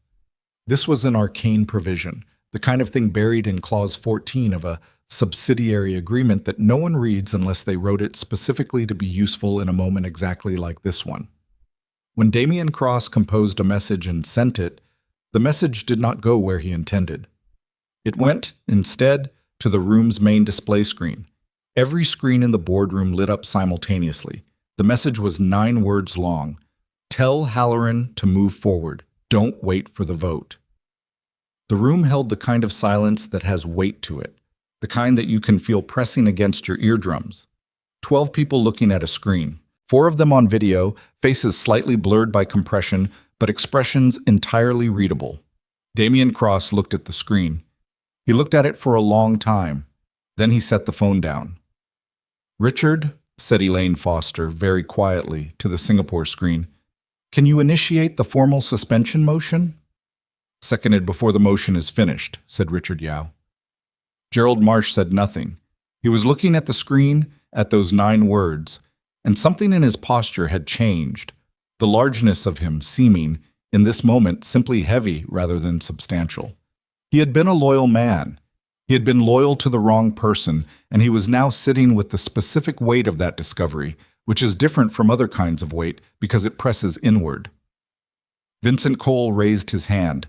"I'd like to support the suspension motion," he said. "For the record." Damien Cross stood up. His attorney stood with him. He straightened his jacket, which was the gesture of a man using the half-second of physical action to collect whatever version of composure he had left. "I'll be in contact with my legal team," he said. "You'll be hearing from regulatory counsel before noon," said Patricia. He looked at her, then at Rowan. He held that look for a moment that contained many things: a history, a decision made in a hospital waiting room years ago, the consequences of a particular kind of ruthlessness, choosing the wrong target. And then he turned and walked to the boardroom doors and pushed through them. His attorneys followed. The doors swung shut. The room breathed. Rowan looked at the empty chair at the end of the table. Then at Patricia, who was writing something in her notebook with the focused efficiency of a person for whom this moment was confirmation of 2 years of meticulous preparation, not a surprise. Then at Serena Vale, who was sitting very still, her hands flat on the table, looking at the space where Damien Cross had just been. "Elaine," said Rowan, "I have 3 requests. I'd like to put them to the board." Elaine Foster looked at him over her reading glasses. "Go ahead." He set his hands on the table. "First, restore the public record of my original authorship of HX7 and all derivative systems. Not internally, publicly. On every product, every filing, every publication where that technology is described." He paused. "Second, open an independent investigation into all IP sourcing from the period of 7 years ago forward, not led by anyone currently employed by this company. An outside firm, agreed upon by both parties." He paused again. "Third, establish a review process for compensation, not for me. For every engineer whose work was absorbed, repurposed, or uncredited during that period. I can provide a preliminary list of names, There are 11 of them that I know of. There may be more. The room was quiet while he spoke. That's all I'm asking, said Rowan. Elaine looked at the other board members, then at the screen. Richard Yao nodded, slight and certain. The Halloran merger, said Gerald Marsh, still looking at the table. If we suspend the financial implications of proceeding with a merger built on contested IP are considerably worse, said Patricia. We can model that for you, if helpful. A pause. Gerald Marsh nodded once, the nod of a man standing down. I'd like to call a formal vote on Mr. Hale's 3 requests, said Elaine Foster. She looked at the board. All in favor? It wasn't unanimous. Vincent Cole voted with the majority, but Gerald Marsh abstained, which was the kind of partial retreat that sometimes passes for dignity in rooms where dignity has been complicated. The remote members voted in favor, all 4, with the particular clarity of people who have been watching from a distance and have a clear view. It was enough. When the meeting ended and people moved toward the doors and phones came out for the calls that had been waiting through 2 hours of careful tension, Rowan sat for a moment in the empty chair. Patricia put her hand briefly on the table beside him. Not on his shoulder, not an embrace, just a brief placement of the hand, the acknowledgement of a long road ending at a specific point, and then she began gathering her materials. Serena Vale stood at the door of the boardroom. She looked at Rowan, the look that people give when they have something to say and aren't sure the setting is right for it. My office, she said. He picked up his briefcase. Your office. Outside the boardroom windows, the cloud cover was beginning to break along the western edge of the sky. Not a dramatic change, just a thin seam of pale light opening between gray layers, the city beneath it looking briefly, tentatively, bright. Rowan noticed it. Then he looked away and followed Serena through the door, because the day wasn't done yet, and there was still more to be said, and the particular work of rebuilding a thing is slower and more painstaking than the work of exposing what broke it. But it was the necessary work, and he had never been afraid of necessary work. And of part 3, part 4. Lưu ý, viết 6.000 đến 6.500 từ liên kết liền mạch với các phần trước trong câu chuyện. Pha hồi thoại tạo thành một câu chuyện liền mạch khi ghép lại. Mỗi phần liền mạch với phần trước không giới thiệu lại câu chuyện ở đầu phần mới. Liên kết các phần của câu chuyện một cách liền mạch. Sử dụng câu chuyện tiếp giữa các phần. Duy trì chủ đề, tránh ngắt quãng đột ngột, không sử dụng gạch đầu dòng hoặc tiêu đề phụ. Phong cách kể chuyện Mỹ, Hoa Kỳ, giống văn giàu cảm xúc. Kể theo ngôi thứ 3, giữ đồ kịch tính không viết lan man, nhân vật không hoàn hảo, hội thoại tự nhiên, tránh ngôn ngữ văn chương sáo rơi và cụm từ AI điển hình, viết như nhà văn chuyên nghiệp, không như AI cố gắng nghe sàng.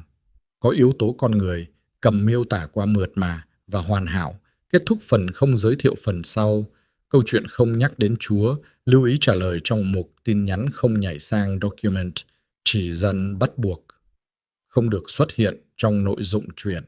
Đây là một câu chuyện điện ảnh hoàn toàn hư cấu được tạo ra chỉ nhằm mục đích giải trí. Không đề cập hay ngụ ý rằng nó dựa trên sự kiện có thật, người thật hoặc câu chuyện có thật. Không sử dụng các cụm từ như dựa trên một câu chuyện có thật, theo ghi chép hoặc bất cứ điều gì tương tự. Tất cả các nhân vật, địa điểm, tổ chức và sự kiện phải hoàn toàn hư cấu. Lưu ý đặc biệt quan trọng. Nếu đạt đến giới hạn trả lời, không được dựng giữa câu, hãy viết nốt câu đó hoàn chỉnh, không mở rộng nội dung. Awesome betrayal. Show more. Part 4. The weight of what was owed. Serena Vale's office occupied a corner of the 31st floor with windows on 2 sides, and on a clear day it would have been the kind of view that made people forget what they'd walked in to say. Today the sky was still doing its slow recovery from the morning's gray, patches of pale light opening and closing between clouds. The city below going about its Saturday business with the particular indifference of a place too large to be affected by any single thing happening inside any single building.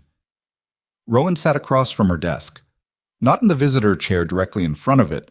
That chair was positioned for a certain kind of meeting, the kind with a clear power dynamic built into the furniture arrangement. But in the chair angled slightly to the side, the one that suggested conversation rather than audience. He'd made this choice without deliberating on it. Some things you learn to read about rooms without trying. Serena didn't sit behind her desk. She sat in the chair across from him, which he noted and which told him something about where she'd decided to be in this conversation. She had her coffee from the boardroom, which had gone cold. She held it anyway, both hands around the cup, the grip of someone who needs something to hold on to while they organize their thoughts. "I want to start with the apology," she said. "I'm going to do it once, completely, and I'm not going to dress it up." Rowan waited. "On the aircraft. What I did, having you moved, the way I spoke to you, the assumptions I made." She stopped, pressed her lips together, not performing struggle, actually struggling, in the way that people struggle with apologies that they've realized are inadequate before they've even begun making them. "I treated you like you didn't belong, based on nothing except what you were wearing and the fact that I'd already decided what I wanted." She looked at him directly. "That was wrong. It was the kind of wrong I'd like to think I'm above, which makes it worse, not better, and I'm sorry." The room was quiet for a moment. "Apology accepted," said Rowan. He said it without ceremony because the ceremony would have made it smaller. "I've done versions of that to people, not on an aircraft, not quite like that. But I've made the same mistake, seen what I expected and stopped looking." He paused. "It's a very human failure. That doesn't make it harmless." Serena nodded. She set the coffee down on the side table between them. "Tell me about Elena," she said. He looked at her. "Not for the legal record," she said. "Not for any of that. I want to understand who you are, the full picture, because I've spent the last 12 hours trying to piece it together from documents, and documents don't give you—" She made a gesture that was slightly helpless, which was, he suspected, unusual for her. "I want to understand how you got from there to here." Rowan looked at the window. The light outside was shifting again. "Elena was an architect," he said. "We met when we were both 26 at a mutual friend's dinner party in Brooklyn. She was the only person at that dinner who asked me an interesting question within the first 5 minutes of meeting me." He paused. "She asked me what problem I was trying to solve, not what I did, what problem I was trying to solve." "HX7, said Serena. "I'd been working on the fuel efficiency problem for 2 years by then. I was obsessive about it in the way that you have to be, to solve something that complicated." She understood that. Not the engineering, but the obsession. She was the same way about her work. He paused again. "We were married 11 months later. Charlotte was born 3 years after that." He was quiet for a moment. "When Elena got sick, the timeline was fast. 6 months from diagnosis to the end. I took a leave from the firm. I filed the patent in the middle of it because I needed something to hold that was still mine, something that was still moving forward while everything else was—" He stopped. The word he'd had in mind was collapsing, but it felt imprecise. It hadn't been a collapse. It had been a very specific kind of ending, clean and devastating in equal measure, while everything else had stopped. Serena was looking at him with the full attention of someone who has stopped performing and is simply listening. "After she died," Rowan continued, "I came home to an apartment with a 3-year-old who didn't fully understand yet what had happened, but who knew something enormous was wrong, and who needed me in a way that made every other thing in my life recede to almost nothing." He looked at his hands. "I was not functioning well. I want to be honest about that. I kept the lights on. I fed Charlotte. I took her to the park. I did the mechanical things of keeping a child alive and feeling safe. But the other things, the paperwork, the professional responsibilities, the correspondence, I was on autopilot. I was signing things without reading them, and someone knew that." "Damien," said Serena. "Damien." He nodded once. "He came to the hospital with a contract. I said no, but he'd already identified the window. The months after Elena died where I wasn't paying attention. He moved during that window. He was patient about it, I'll give him that. He waited until I was the least offended I would ever be, and then he moved." A pause. "I didn't find out for 2 years, because I wasn't looking. I was just trying to keep Charlotte in clean clothes and making sure her lunch was packed." Serena said nothing for a moment. Then, "How did you find out?" "An engineer named Marcus Webb. He'd worked at Nexogen, the subsidiary that refiled my patent. He left the company under difficult circumstances about 3 years ago. Underpaid, passed over, found out in his last week that a design modification he'd made to a core system had been attributed to a different team. He paused. He contacted me through a mutual contact because he'd done some research and found my original firm registration and my name on the original patent application. He'd connected dots that I hadn't even known needed connecting. Is he one of the 11? He's the reason I have the other 10, said Rowan. When I started pulling on that thread, it didn't stop. Engineers who'd done work that was absorbed without credit, consultants who'd signed NDAs under pressure and never been compensated fairly, people who'd asked questions and been moved to different departments or managed out. He looked at her. Damien didn't do this once. This wasn't an opportunistic theft in a moment of vulnerability. This was a system. He ran it deliberately over years. Serena stood up. She went to the window, not the agitated movement of someone who can't sit still, but the deliberate movement of someone who thinks better on their feet and knows it. She looked at the street below. When she spoke again, her voice was different. Still controlled, but more interior, the voice of someone speaking to themselves as much as to another person. My father founded this company, she said. He spent 20 years building it. When he died, I was 26. He left it to me and to the board, and the board had Damien, and Damien had been there since the beginning, and everyone told me he was the institutional memory, the person who knew where everything was, who had done everything right. She paused. I trusted him completely. Because he knew my father, and because he told me constantly that he was protecting my father's legacy. She turned from the window. He was protecting himself. My father's name was just the frame he put around it. Yes, said Rowan. How much of the technical portfolio is compromised? The core propulsion systems, the fuel optimization across the main commercial line, that's all derived from HX7. That's the primary exposure. He leaned forward slightly. But I want to be clear about something, because I need you to understand my position on this. I'm not coming after the company's revenue. I'm not trying to unwind 7 years of commercial contracts. The technology exists, it's been deployed, the clients who use it have done so in good faith.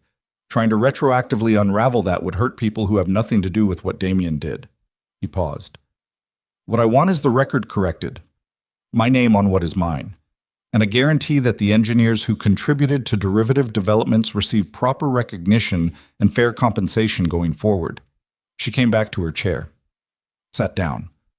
She was looking at him with an expression that was trying to resolve something.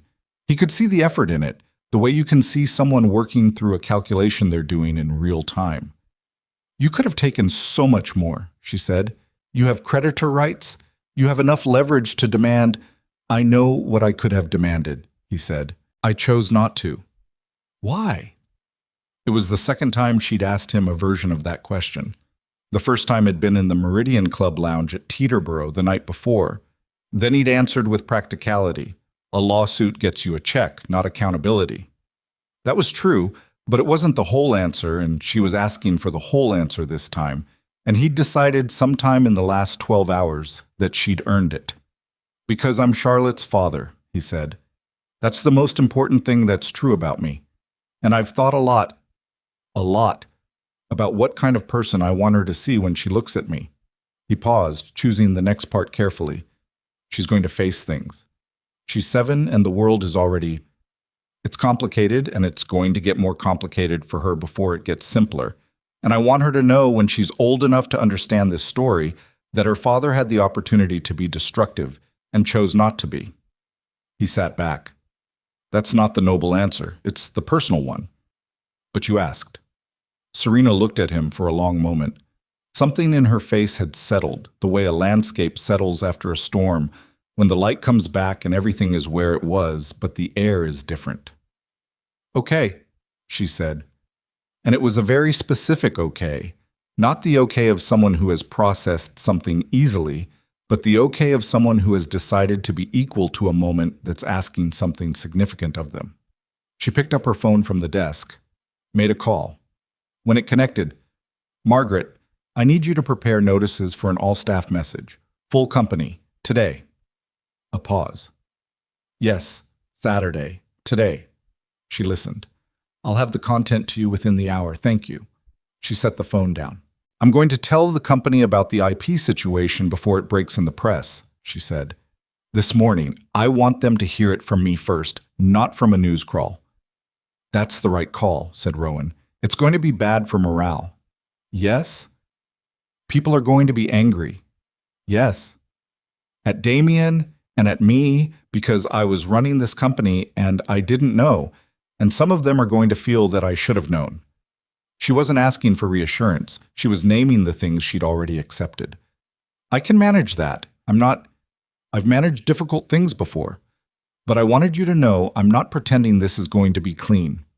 I know it's not going to be clean, said Rowan. Nothing about this is clean. It hasn't been clean for 7 years. He paused. Clean would have been Damien not stealing my work. We're past clean. Now we're at honest, which is the next best thing. She looked at him for a moment. Then, unexpectedly, almost, what was she like? Charlotte. What's she like now? He didn't expect this shift. He took a breath.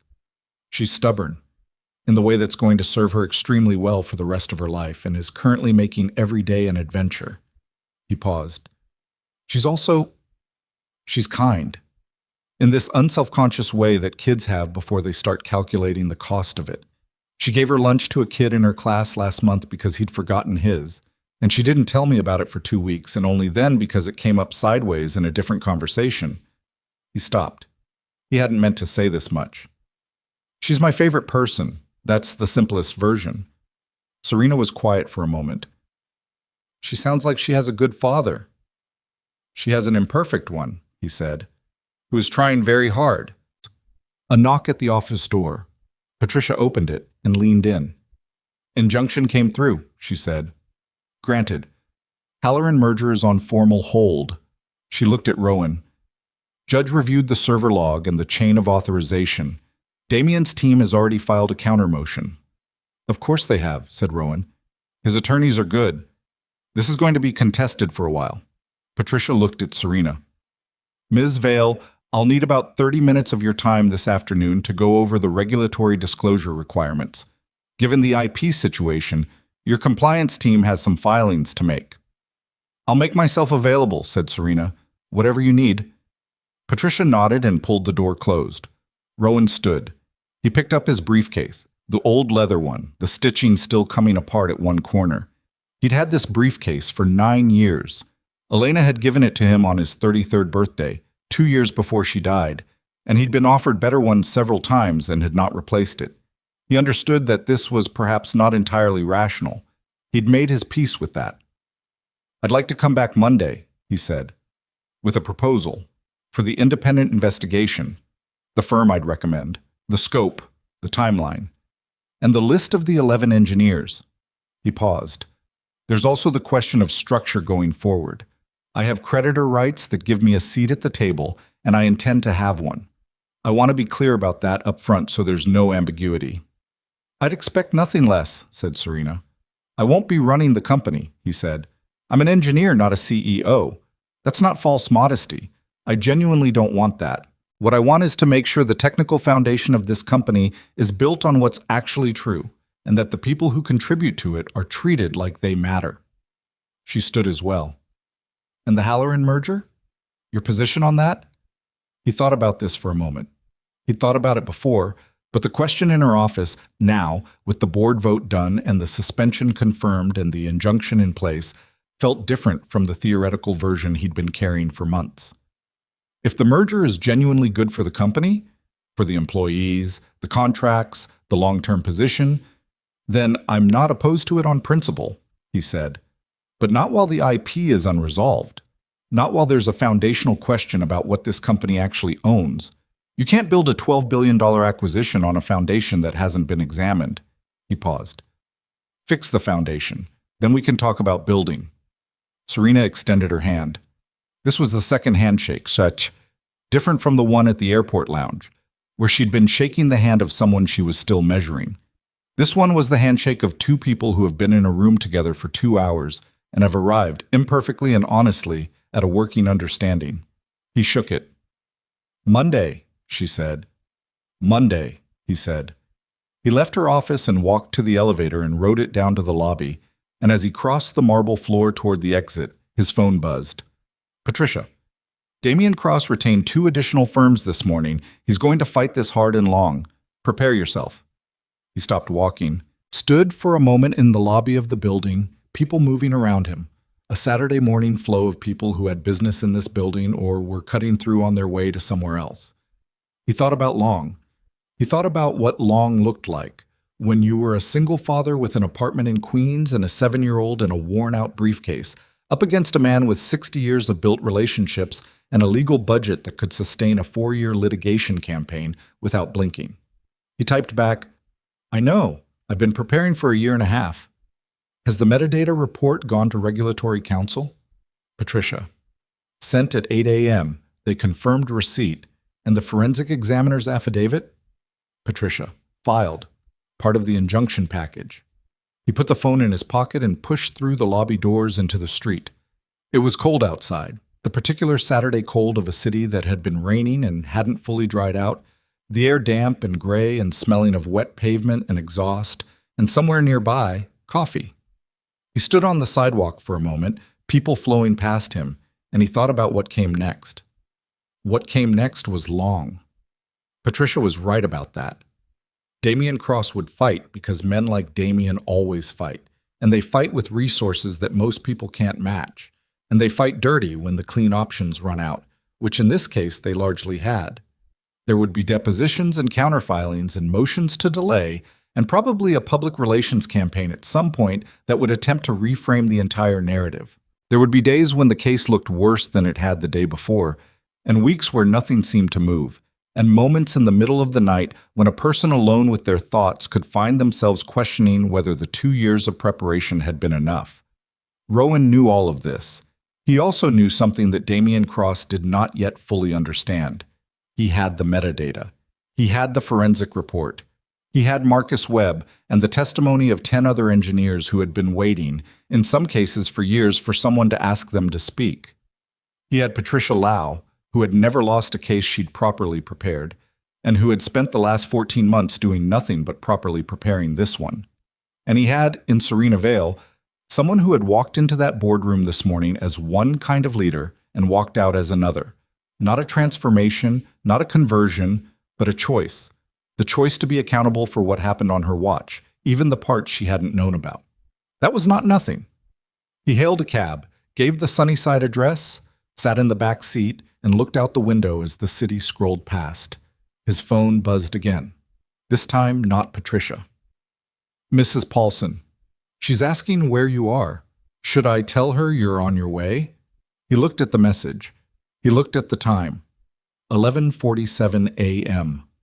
Charlotte would have been up for 3 hours by now, which meant she'd had cereal and the good orange juice and had probably conducted a fairly complete investigation of whether there was anything interesting on the kitchen counter, including the recital program. He typed back, "Tell her I'm on my way. Tell her I want to hear about the recital. Every detail." Mrs. Paulson. She's already been practicing telling it. She's been practicing since breakfast.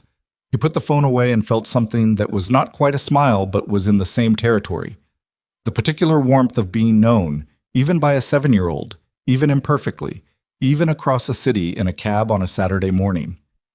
The cab moved through the midtown traffic and into the tunnel and out into the particular light of Queens on a winter morning, the neighborhoods changing in texture and density, the buildings lower, the streets wider, the particular feeling of being in a part of the city that doesn't perform itself for an audience. He paid the driver and climbed out and stood on the sidewalk in front of his building, where Hector was on the steps doing something to the railing with a wrench, and Hector looked up and said, "You're back," in the way he said everything, which was with the minimum number of words that communicated the required information, and Rowan said, "I'm back," and went inside. He climbed the 3 flights to his apartment, stood at the door for a moment, hand on the key, and heard, through the door, the specific sound of his daughter narrating something to Mrs. Paulson at considerable volume and with a dramatic commitment that suggested she'd been waiting for a larger audience. He opened the door. Charlotte was on the kitchen counter. Not supposed to be on the kitchen counter. They had talked about this. With her violin case open beside her and the recital program in her hand, mid-gesture, describing something with both arms. She was still in her pajamas. One of the braids had come mostly undone. She had what appeared to be orange juice on her chin. She saw him. The mid-gesture froze. Then, "Daddy." She got off the counter. On this occasion, he chose not to address the counter situation, and crossed the kitchen at the particular sprint that only small children and people who have just realized something very good is happening can sustain, and collided with him in the doorway. He caught her, lifted her, which she was almost getting too big for, and which she still required at moments of significant emotional intensity. She smelled like orange juice and sleep, and the faintly chemical smell of the rosin she used on her violin bow. "I did it perfectly," she announced into his shoulder. "Miss Grayson said I was the best in my group. She said it just like that, the best." "Miss Grayson is correct," said Rowan. "I know." She leaned back to look at him with the specific satisfaction of a child who has received confirmation of a fact she already knew. "You missed it." "I did." "That was bad." "It was." "You have to come to the next one." "Front row," he said. "I promise." She studied him for a moment. That particular examining look she had, too old for her face, the look of a child who has had to read adults carefully and has gotten good at it. "Are you tired, Daddy?" "A little." "Did you do a hard thing?" He thought about the boardroom, about Damien Cross's face when his own message appeared on every screen in the room, about Serena Vale shaking his hand in the lounge at Teterboro and looking at him like she was seeing him for the first time, about Patricia filing an injunction before the sun came up, about 9 words on a display screen and the particular silence that followed them. "Yeah," he said, "a hard thing." Charlotte seemed to consider this. Then she reached up and patted his face twice, with the decisive efficiency of a person dispensing comfort on a schedule. "Okay," she said, "I'll tell you about the recital, and you can sit down." She squirmed to be put down. He put her down. She picked up the recital program from where it had fallen on the floor and turned to him with the full gravity of a performer about to deliver a complete retrospective. "So," she said, "it started at 6 o'clock. Mrs. Paulson got there really early, so we had the good seats. And first there was Marcus, who plays piano, and he played okay, but he messed up the ending part." "Charlotte," said Mrs. Paulson from the kitchen table. "He did, though," Charlotte said, without missing a beat. "And then there was Sophia, who also plays violin, and she played really good. And then there was Tyler, who plays the drum thing." "The snare drum," said Rowan. "The snare drum. And he was so loud. And then it was me." She stopped. A beat of theatrical silence, which she had clearly planned and was executing on schedule. "And," said Rowan, "and I played it perfectly," she said. "I told you." He sat down at the kitchen table. Mrs. Paulson set a cup of coffee in front of him. She'd made a fresh pot while he'd been outside. The particular ESP of a woman who'd known him long enough to anticipate the things he needed. He wrapped both hands around the cup. "Tell me the whole thing," he said. "From the beginning." Charlotte sat down across from him, recital program flat on the table, and did exactly that.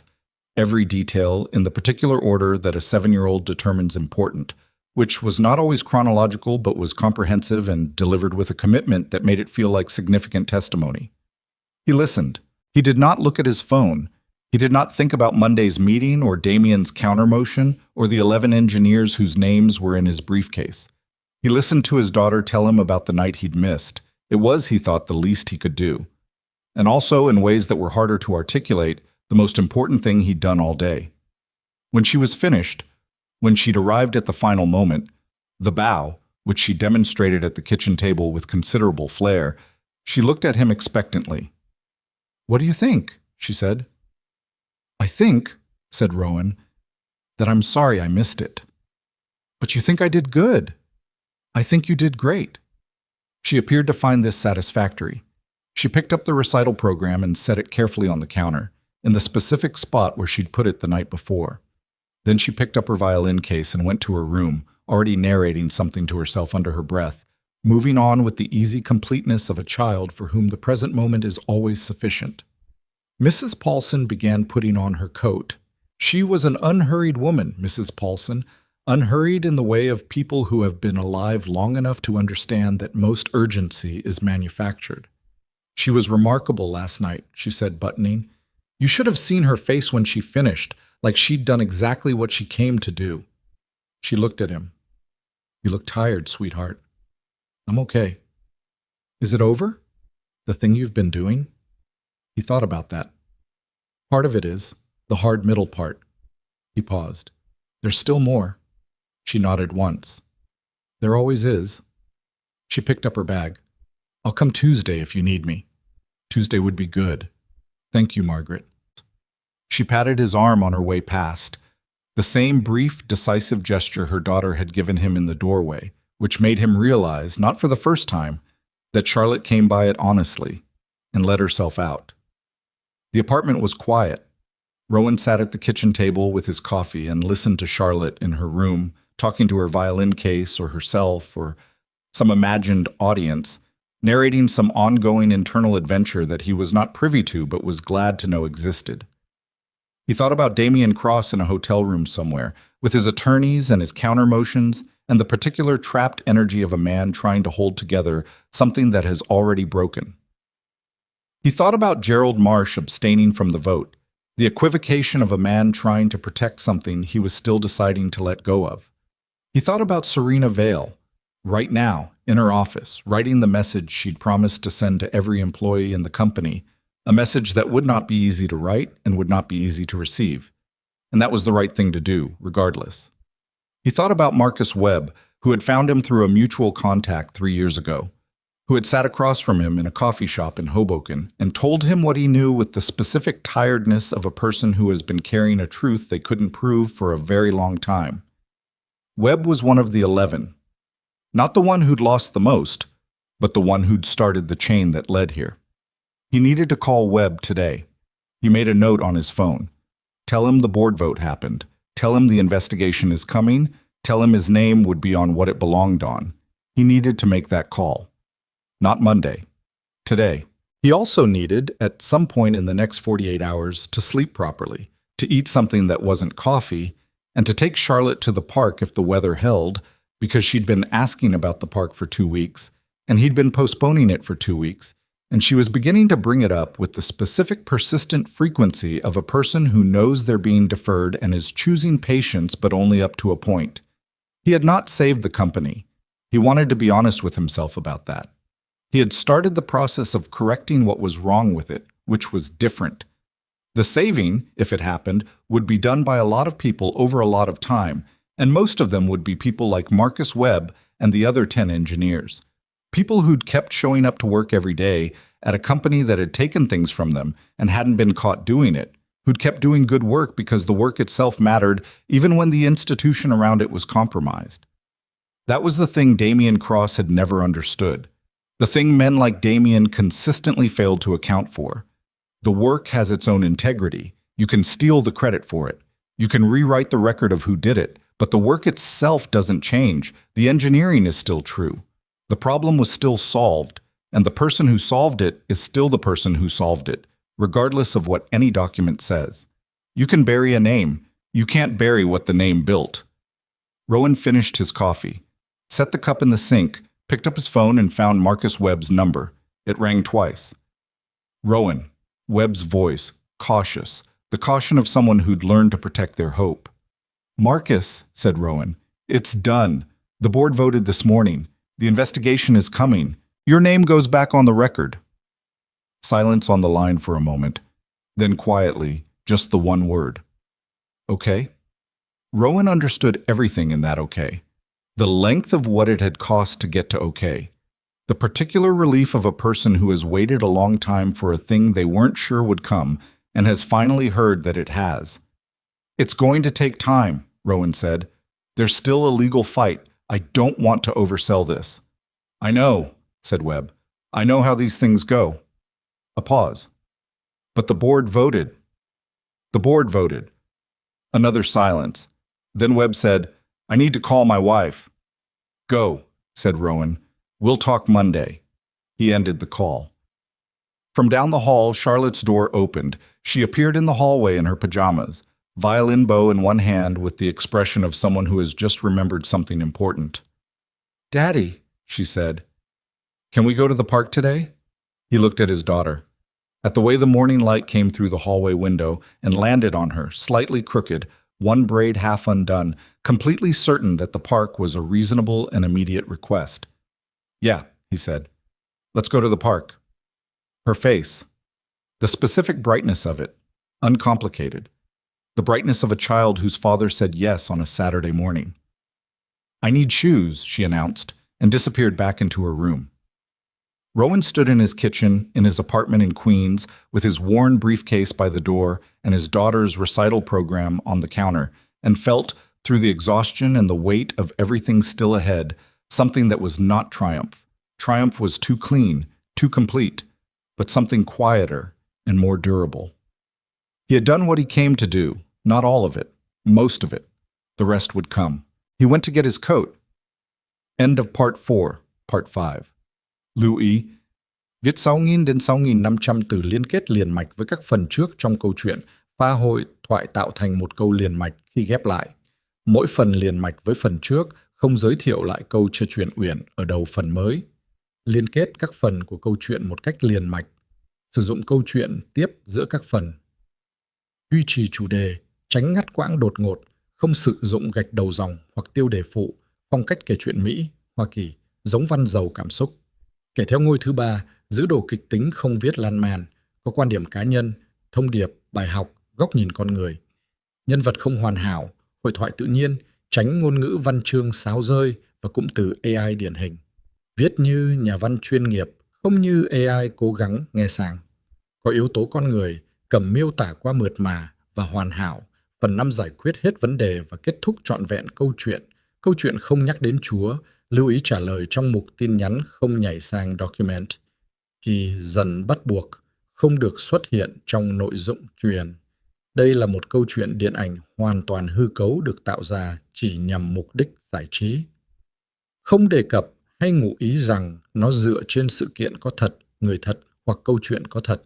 Không sử dụng các cụm từ như dựa trên một câu chuyện có thật, theo ghi chép hoặc bất cứ điều gì tương tự. Tất cả các nhân vật, địa điểm, tổ chức và sự kiện phải hoàn toàn hư cấu. Lưu ý đặc biệt quan trọng, nếu đạt đến giới hạn trả lời, không được dựng giữa câu hay viết nốt câu đó hoàn chỉnh, không mở rộng nội dung. Show More Part 5. What real leaders leave behind the weeks that followed were not clean. Rowan had known they wouldn't be, and knowing it in advance didn't make the actual texture of them any easier to move through. The legal fight with Damian Cross's team was exactly what Patricia had predicted. Sustained, methodical, and expensive in the particular way that legal battles are expensive when one side has resources and the other has evidence, and both sides know it's going to come down to which one runs out first. Damian's attorneys filed 4 separate motions in the first 2 weeks. 2 were denied outright. One was partially granted, requiring a supplementary evidentiary submission that consumed 6 days of Patricia's team's time. The 4th was still pending when the regulatory investigation formally opened, at which point the legal landscape shifted in ways that Damian's team had clearly not fully anticipated. Because regulatory investigations have a quality that civil litigation doesn't, which is that they are not subject to the same delay tactics, and the people conducting them are not impressed by expensive suits or carefully worded counter-narratives. The forensic accounting team that the regulatory body brought in found, in their first 3 weeks of review, 4 separate instances of IP misattribution in addition to the HX7 situation. 2 involved engineering consultants who had signed overly broad NDAs under pressure and been paid flat fees that represented a fraction of what their contributions were worth. One involved a materials scientist named Dr. Yolanda Prince, who had developed a composite application method that had been incorporated into a veil manufacturing process without her knowledge or consent. She'd left the company 8 years ago believing her work had simply been shelved. She was currently teaching at a state university in Ohio, where she'd been for 6 years, and when Patricia's office called to inform her that her name was going into the corrected record, she was silent for so long that the paralegal on the phone asked twice if she was still there. She was still there. She was crying. She hadn't expected anyone to find it. That was the part Rowan hadn't fully anticipated. the specific human weight of what it meant to find the others. He'd known the 11 names. He'd thought of them, collectively, as a list, a roster, people who deserved correction. What he hadn't prepared himself for was the individual phone calls. Marcus Webb calling his wife, Dr. Prince going silent on a phone in Ohio, a 63-year-old engineer named Harold Sims who had retired early under circumstances he'd never been able to fully explain to his family, who received the news that the regulatory body had confirmed his contribution to a critical safety system and sat in his kitchen in suburban Connecticut and said very quietly, "My kids didn't believe me. They thought I was making it bigger than it was. Can you send something in writing? Something I can show them?" Rowan asked Patricia to make that letter a priority. He thought about those calls in the mornings before Charlotte woke up. He thought about them on the subway going to Patricia's office. He thought about them during the long hours of his own deposition, which took 2 days and which Damien's attorneys conducted with the particular exhausting strategy of asking the same questions in 17 different configurations in the hope that something would come out differently. Nothing came out differently. Rowan had been answering questions about HX7 in his own head for 2 years. He knew the story of it, the way you know the story of something you built with your own hands in a room by yourself over 4 years of nights and weekends and early mornings when the solution was almost there, but not quite. 6 weeks after the board vote, Damien Cross's legal team filed for a negotiated settlement. Patricia called Rowan on a Tuesday afternoon when he was picking Charlotte up from school. He had his phone to his ear and Charlotte's hand in his other hand, and she was describing something that had happened at lunch with the comprehensive detail she applied to all significant events, and he was trying to listen to both things simultaneously, which was a skill he developed over 7 years of single parenthood and had still not perfected. "They want to settle," Patricia said. "Terms?" he said. "Full acknowledgement of the IP theft. Damien's personal resignation from all affiliated boards and professional organizations, a compensation package for the identified engineers, and a stipulation that he will not contest the regulatory findings." Charlotte tugged his hand. "Daddy, I said Tyler pushed someone at lunch." "Hold on, Bug." And then into the phone, "What does he get in return?" "We agree not to pursue personal civil liability for the full value of the IP. He keeps his personal assets." A pause. "He also gets a confidentiality clause on certain specifics of the internal communications. His attorneys are very motivated on that last point." Rowan thought about the 9 words on the boardroom screen. "Tell Halloran to move forward. Don't wait for the vote." He thought about what other internal communications might exist that Damien's team wanted to keep quiet. "The confidentiality clause," he said. "Does it cover the engineering staff, the specific names of who was harmed and how?" "No. The corrected record is non-negotiable. That's been established. The clause covers internal board communications only." "Daddy," said Charlotte more insistently. "1 second, Bug." He stopped walking. "Patricia, the 11 engineers, their stories, their names in the corrected record, none of that is touched by this clause? None of it." He stood on the sidewalk with his daughter's hand in his and the late afternoon light coming at a low November angle across the street. The kind of light that makes ordinary things look like they're being lit for a painting. "Take the settlement," he said. "You're sure?" "I'm sure." He paused. "Send me the documents tonight. I'll review them before I go to sleep." He ended the call and put the phone in his pocket and looked at Charlotte. "Okay," he said. "Tyler, what happened?" She began again from the beginning, with the patience of a child who is accustomed to adults requiring a moment and is willing to wait for their full attention before proceeding. The settlement was signed on a Thursday, 3 days later. Damien Cross was present through his attorneys only. He did not appear in person, which surprised no one. Patricia said his lead attorney had looked tired in a way that had nothing to do with the hour, the look of someone who has spent weeks defending a position they know doesn't hold and is relieved to stop. Rowan did not feel what he'd expected to feel when it was done. He'd expected relief, clean, uncomplicated relief, the exhale of something finished. What he felt instead was more complicated, a layered thing. There was relief. There was also something that wasn't quite grief, but was adjacent to it. The particular feeling of a fight ending that has taken long enough to become, in some strange way, its own structure. For 2 years, he had been the person building this case. He'd organized his mornings around it, his reading, his conversations with Patricia. It had been the architecture of a significant portion of his adult life. Now it was done, and the space it left was real, and it would take some time to decide what to put there. He called his mother that evening. She was 64 and lived in Philadelphia, and had been following the situation in the careful, worried way that mothers follow situations involving their children, asking not enough questions in the conversation and thinking about it constantly in between. He told her it was over. She said, "Good, come visit soon. Bring Charlotte. I haven't seen her in 3 months, and she's growing." He said he would. He meant it. He put it in his calendar that night. The Monday after the settlement, Rowan walked into Vail Aeronautics for his first official day as executive chairman. He had not told Patricia about his conflicted feelings regarding the title, because they were not legally relevant and he didn't entirely understand them himself.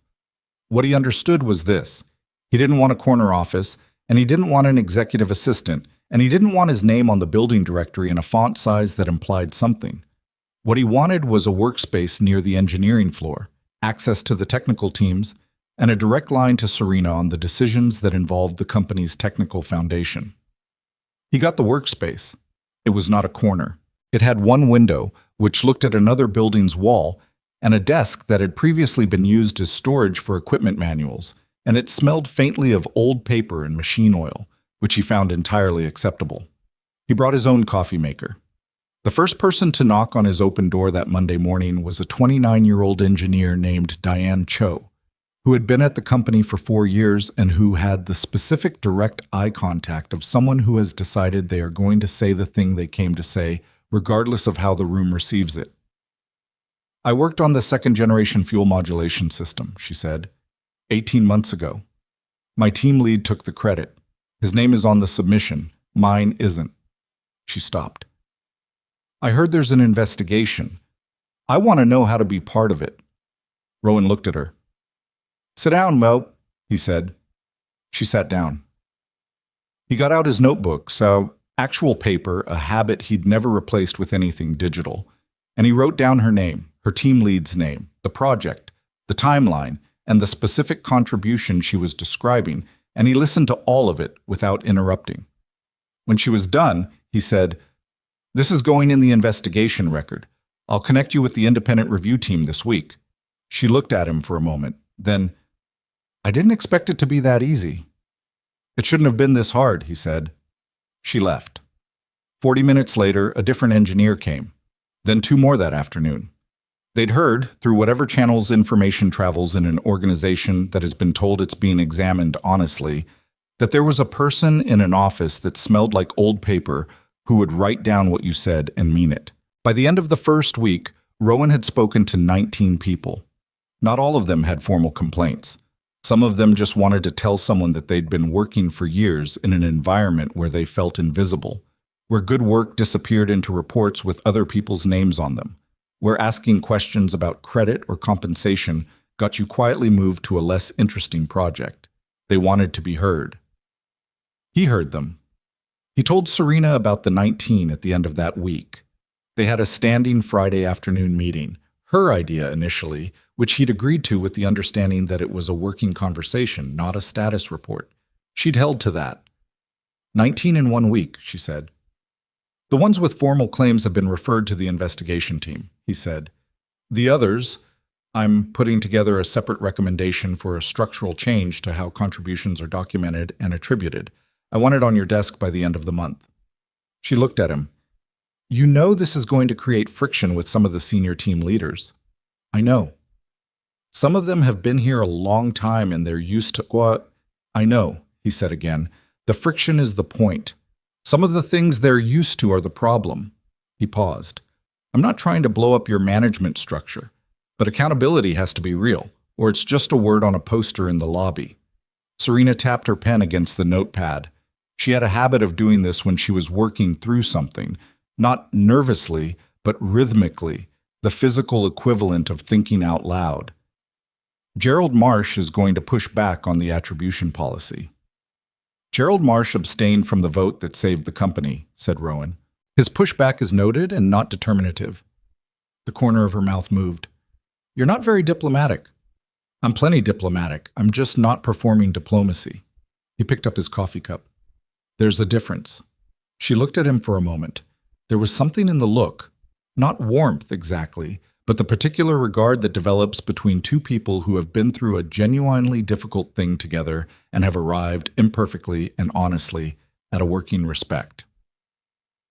Rowan, she said, I want to ask you something that's outside the scope of the agenda. Go ahead. Do you think I'm the right person to be running this company? He set the coffee cup down. This was not a question he'd expected in this meeting or possibly any meeting. Why are you asking me? He said. Because you're the only person in this building I trust to give me a straight answer. She said it without drama. Just a fact she'd arrived at. He thought about the question, actually thought about it, in the way she deserved, not the way that would make it comfortable. I think you're smart, he said. I think you're honest, which I didn't know for certain when I walked into the Meridian Club lounge 6 weeks ago, but I know now. I think you have a real understanding of what this company needs to become. He paused. I also think you spent 4 years running something you didn't fully understand, which is dangerous, and that you have some significant blind spots around who you're trusting and why. He looked at her directly. So my answer is, you're the right person if you keep doing what you've been doing the last 6 weeks, which is being honest with yourself when the information is uncomfortable. If you stop doing that, no. She held his gaze. That's fair. You asked. I did. She picked up her pen again. My father trusted Damien completely. He was wrong about him. I trusted Damien completely. I was wrong about him. She paused. I've been thinking about that, about what it means that we both made the same mistake. It means Damien was very good at being trusted, said Rowan. It also means that trust without verification is a system vulnerability, not a virtue. She wrote something on her notepad. He couldn't see what it was. I want to restructure the board, she said. Reduce the number of seats that are effectively legacy appointments. Bring in people who actually understand the technical side of the business. She looked up. I'd like your input on the technical members. Send me the candidate list when you have one. I will. She put the cap on her pen. One more thing. The Halloran merger. He waited. I've been reviewing it with fresh eyes, she said. Now that the IP question is resolved and we actually know what we own. She paused. There are parts of it that make sense. The manufacturing integration, the supply chain consolidation. But there are parts that were structured to benefit a very small number of people very significantly, and those parts should come out. Yes, said Rowan. I'm going to renegotiate. She said it as though she'd already made the decision, which he suspected she had, and was telling him as a matter of professional transparency rather than seeking approval. Different terms. More board oversight, the financial structure rebuilt from the foundation. She looked at him. That's going to take another 8 to 12 months. I know, said Rowan. I'll be here. She nodded once. The nod of two people who understand each other's terms and have chosen, deliberately, to work within them. The weeks became a month, and the month became 3. And the company, in the way that companies do when they are being rebuilt, rather than merely restructured, began to change in ways that showed up first in small places. Engineers started putting their names on things, not defiantly, just routinely, the way it should have always been. The documentation process changed. The attribution policy was drafted, revised twice, and implemented in the new year. Marcus Webb came to New York in February and sat in Rowan's office with the old paper smell and the one window and talked for 2 hours about what he thought could be done with the second-generation fuel modulation system, which was his work, accurately attributed, and which he had ideas about that had been sitting in his head for 4 years unused. Rowan listened. Then he set up a meeting with the engineering lead. Dr. Yolanda Prince declined to return to the company. She'd built something in Ohio, and she wasn't leaving it, which was entirely her right. But she accepted the public acknowledgement of her contribution and the compensation settlement, and she sent a letter, actual paper, formal, which she addressed to the board and which said, among other things, that she hoped the company understood what it had cost the field, not just her, when work like hers was erased. That it wasn't just about the individual, It was about what it told every young woman in aerospace about the value of their future contributions. Serena had that letter framed and put it in the conference room on the 31st floor, which some of the senior leadership found pointed. She did not appear to care. Harold Sims's letter, the one in writing, the one for his kids, went out in the third week of December. Patricia told Rowan that Sims had called the office to confirm receipt and had asked, in a slightly formal way, whether he could use it as part of a presentation he was putting together for his family's holiday gathering. Patricia had said of course, and yes. She'd told Rowan this story in a deposition preparation meeting and then turned her attention back to documents and did not comment further on it. But her voice had been briefly different when she mentioned the holiday gathering, and Rowan understood that she was human in the way that all of them were human, moving through the aftermath of a thing that had been wrong for a long time and was now, imperfectly and at significant cost, being made less wrong. Christmas came. Rowan took Charlotte to Philadelphia to see his mother, who fed them too much and said Charlotte was too thin in the way that grandmothers say it regardless of whether it is true, and who showed Charlotte a photograph of Elena from the summer they'd spent at the Jersey Shore when Charlotte was 11 months old. And Charlotte looked at the photograph for a long time with an expression that Rowan recognized because it lived in him too. Not grief exactly, because you can't fully grieve what you never fully had, but something careful and real, the weight of knowing that someone significant existed and is not present, and that the absence is the shape of something that would have been. She was pretty, said Charlotte. She was, said Rowan. She has my smile. He looked at the photograph. At Elena, 28 years old, squinting into the sun, a laugh caught mid-motion, her teeth showing. Then at his daughter beside him, looking at the same image. She does, he said. Charlotte gave the photograph back to his mother and went to find where her grandmother kept the good cookies. And Rowan sat with the photograph for a moment longer and thought about how the dead exist in the living in ways that are not metaphorical, that are literally genetic and behavioral and spiritual in the non-religious sense of the word. The spirit of a person carried forward in the person who came after. Elena's laugh. Charlotte's smile. The continuity of people across time, which is not comfort exactly, but is something real and worth acknowledging. He gave the photograph back to his mother. You look better, she said. I'm okay, he said. That's what I mean, she said. You've been just okay for a long time. Now you look like something that was pressing on you isn't pressing quite as hard. He thought about that, about the weight he'd been carrying since the beginning. The grief, the fight, the years of preparation, the months of execution. He'd gotten so accustomed to the weight that he'd stopped noticing it as a separate thing from himself. It had just been him, a man moving through his life with all of this on his back, calling it normal because normal adjusts. Yeah, he said, something like that. January arrived, and with it the new year. And in the third week of January, Vail Aeronautics made a public announcement. It was the kind of announcement that rarely happens in corporate America because it requires someone at the top to accept a cost, reputational, financial, relational, that most people in leadership positions find ways to avoid. The announcement formally and publicly acknowledged Rowan Hale as the original inventor of the HX-7 fuel optimization architecture and all primary derivative systems. It named Damian Cross explicitly as responsible for the unauthorized patent withdrawal and subsequent misattribution.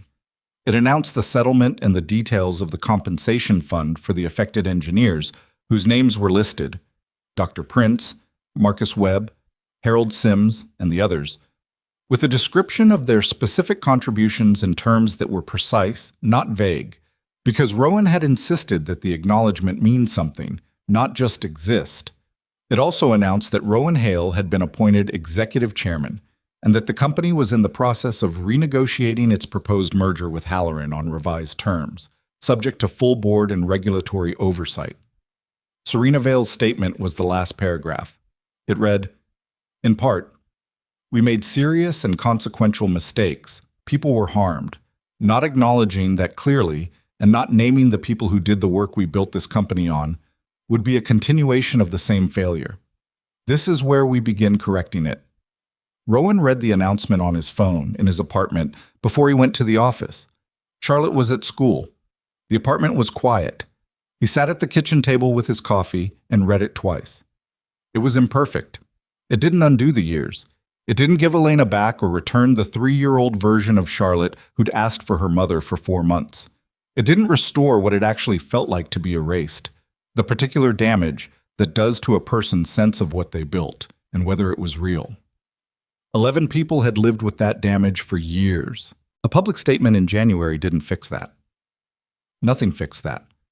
What it did was name it, which is not the same as fixing it, but is the necessary beginning of not repeating it. He set the phone down and finished his coffee.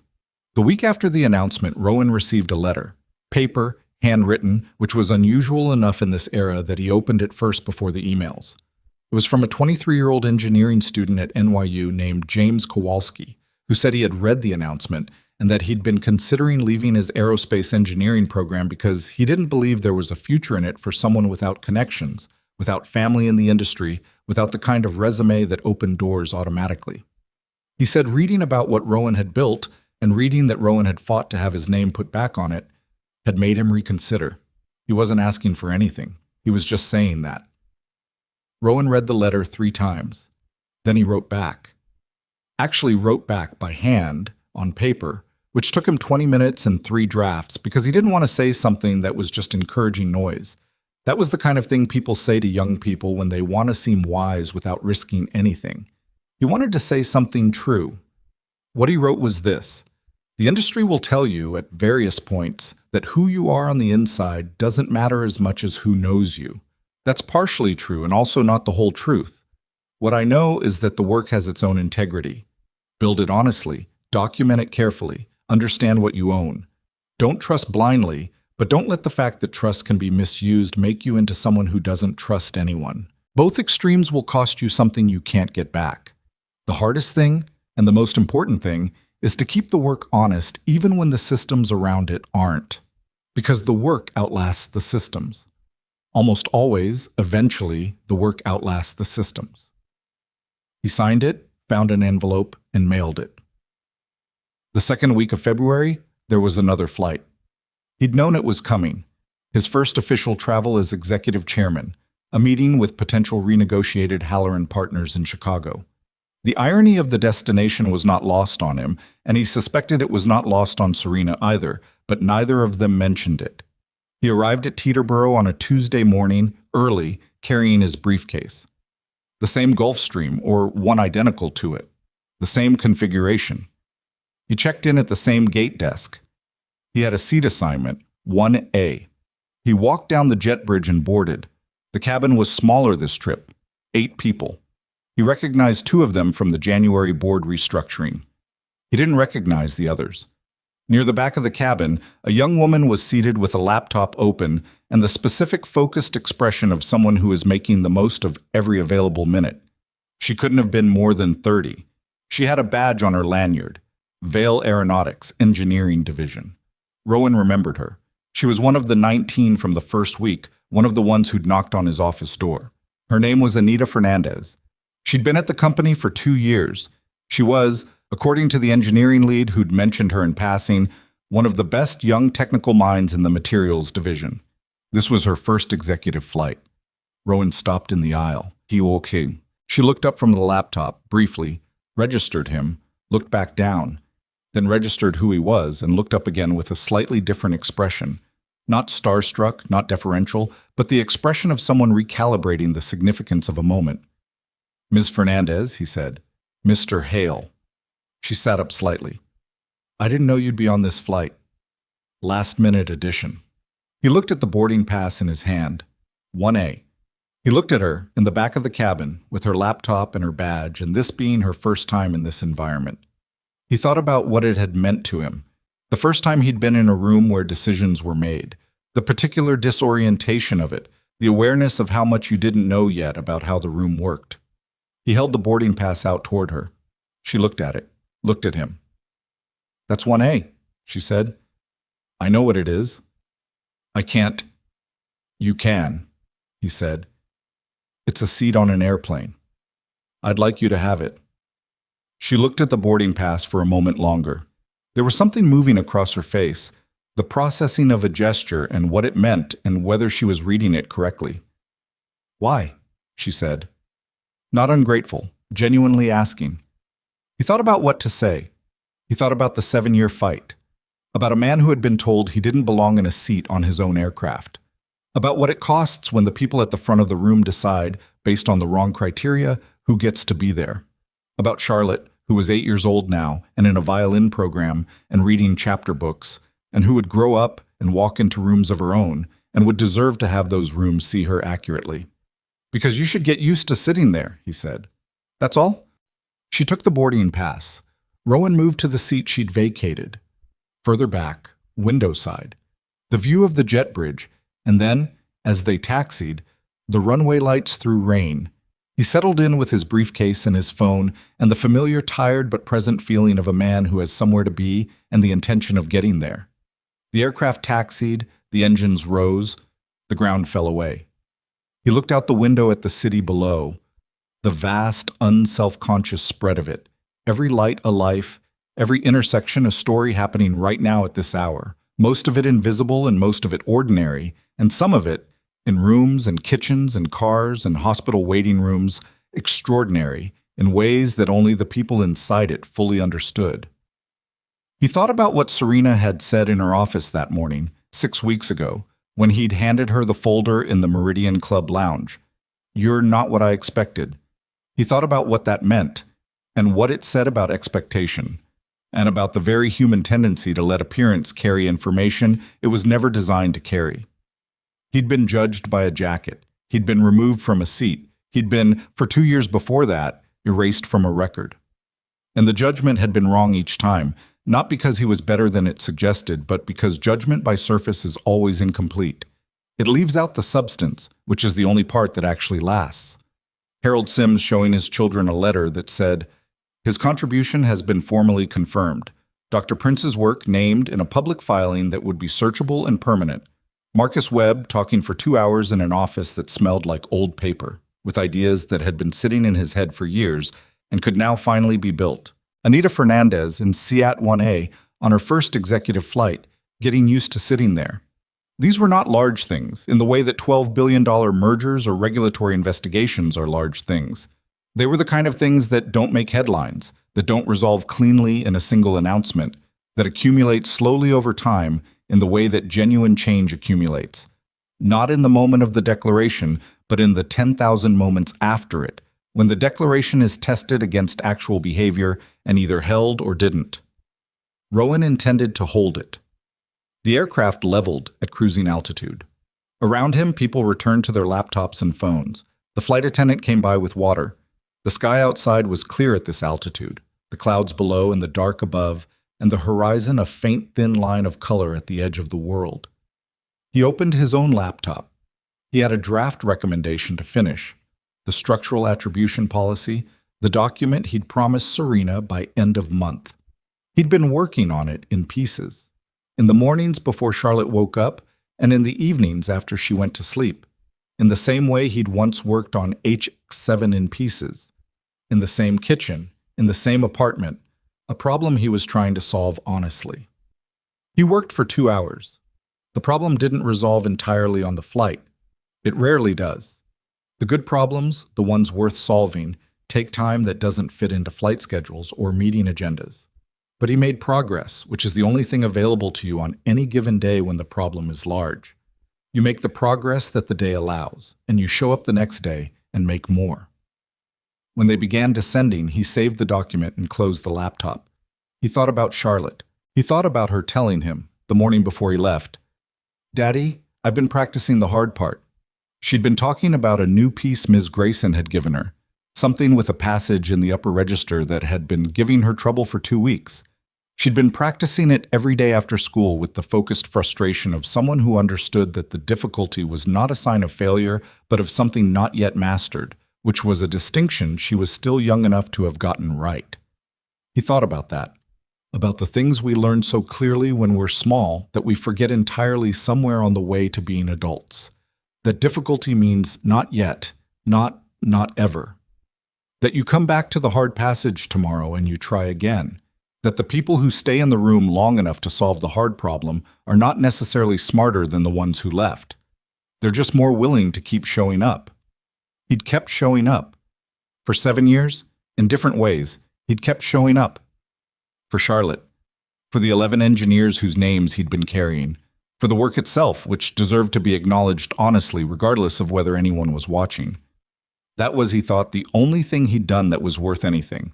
Not the legal strategy, not the creditor stake or the metadata or the 9 words on a screen in a boardroom. Those were the mechanisms. The thing underneath the mechanisms was simpler and less impressive sounding and more true. He had not stopped, even when it would have been easier to stop.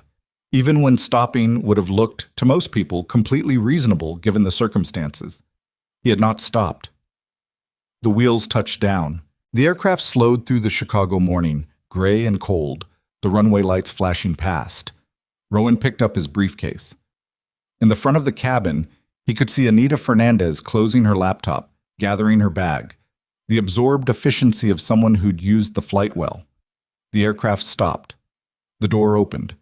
He waited while the other passengers deplaned. He was not in a hurry. The meeting was at noon and it was 8:40, and Chicago was the same distance from the terminal it had always been. When the cabin had mostly cleared, he stood and walked to the front. Anita Fernandez was at the door, waiting for the jet bridge to clear. She turned when she heard him. "Thank you," she said, "for the seat." "How was it?" She considered. "Good view," she said. "I could see the whole runway when we landed." "There's a reason people want to sit there," he said. She looked at him for a moment. "Can I ask you something?" "Sure." "When you were starting out, when you were working on HX7, did you know it was going to be important, or did you just—" She paused, searching for the right word. "Did you just do the work?" He thought about those 4 years, the cramped lab in Newark, the whiteboard, the 3 employees who believed in it, the nights when the solution was close but not there yet, and the mornings when he came back to it anyway. "I knew the problem was worth solving," he said. "That was enough. The importance is something other people decide after the fact. You don't get to know that part in advance." She nodded, filed it somewhere. "Okay," she said. The jet bridge cleared.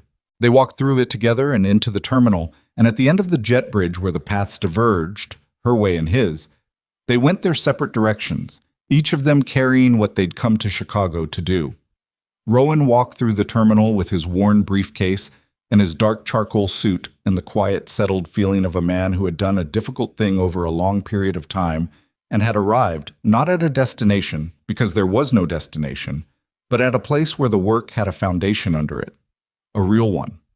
The kind you build by telling the truth when it would be easier not to, by staying in the room when the room becomes uncomfortable, by refusing, on the days when refusal costs you something, to let what you know to be right get traded away for what is convenient. He was tired. He had been tired for years and probably would be tired for some time yet. That was fine. Tired was not the same as done. Tired was just what it felt like to keep going. Outside the terminal doors, Chicago in February was exactly what Chicago in February always was. Cold in a way that had opinions about it, the wind off the lake carrying a conviction that New York wind didn't match.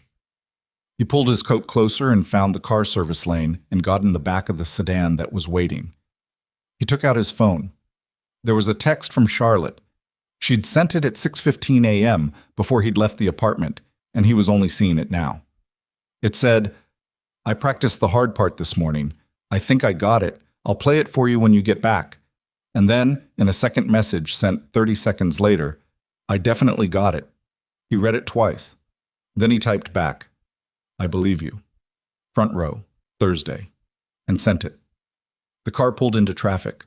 The city came at the windows. Buildings and streets and the ordinary, complicated life of a place going about its business on a Tuesday morning, most of it having nothing to do with him, and all of it part of the same world that Charlotte would grow up in and make her own version of something in. He was going to a meeting. He was going to come back. He was going to sit in the front row on Thursday and hear his daughter play the hard part. That was the day. That was enough. Outside the car window, Chicago moved past in the February light, cold and gray and entirely real, and Rowan Hale looked at it the way he looked at most things.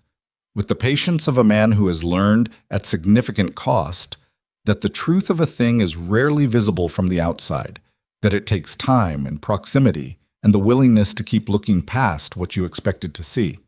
He turned from the window, opened his laptop, went back to work.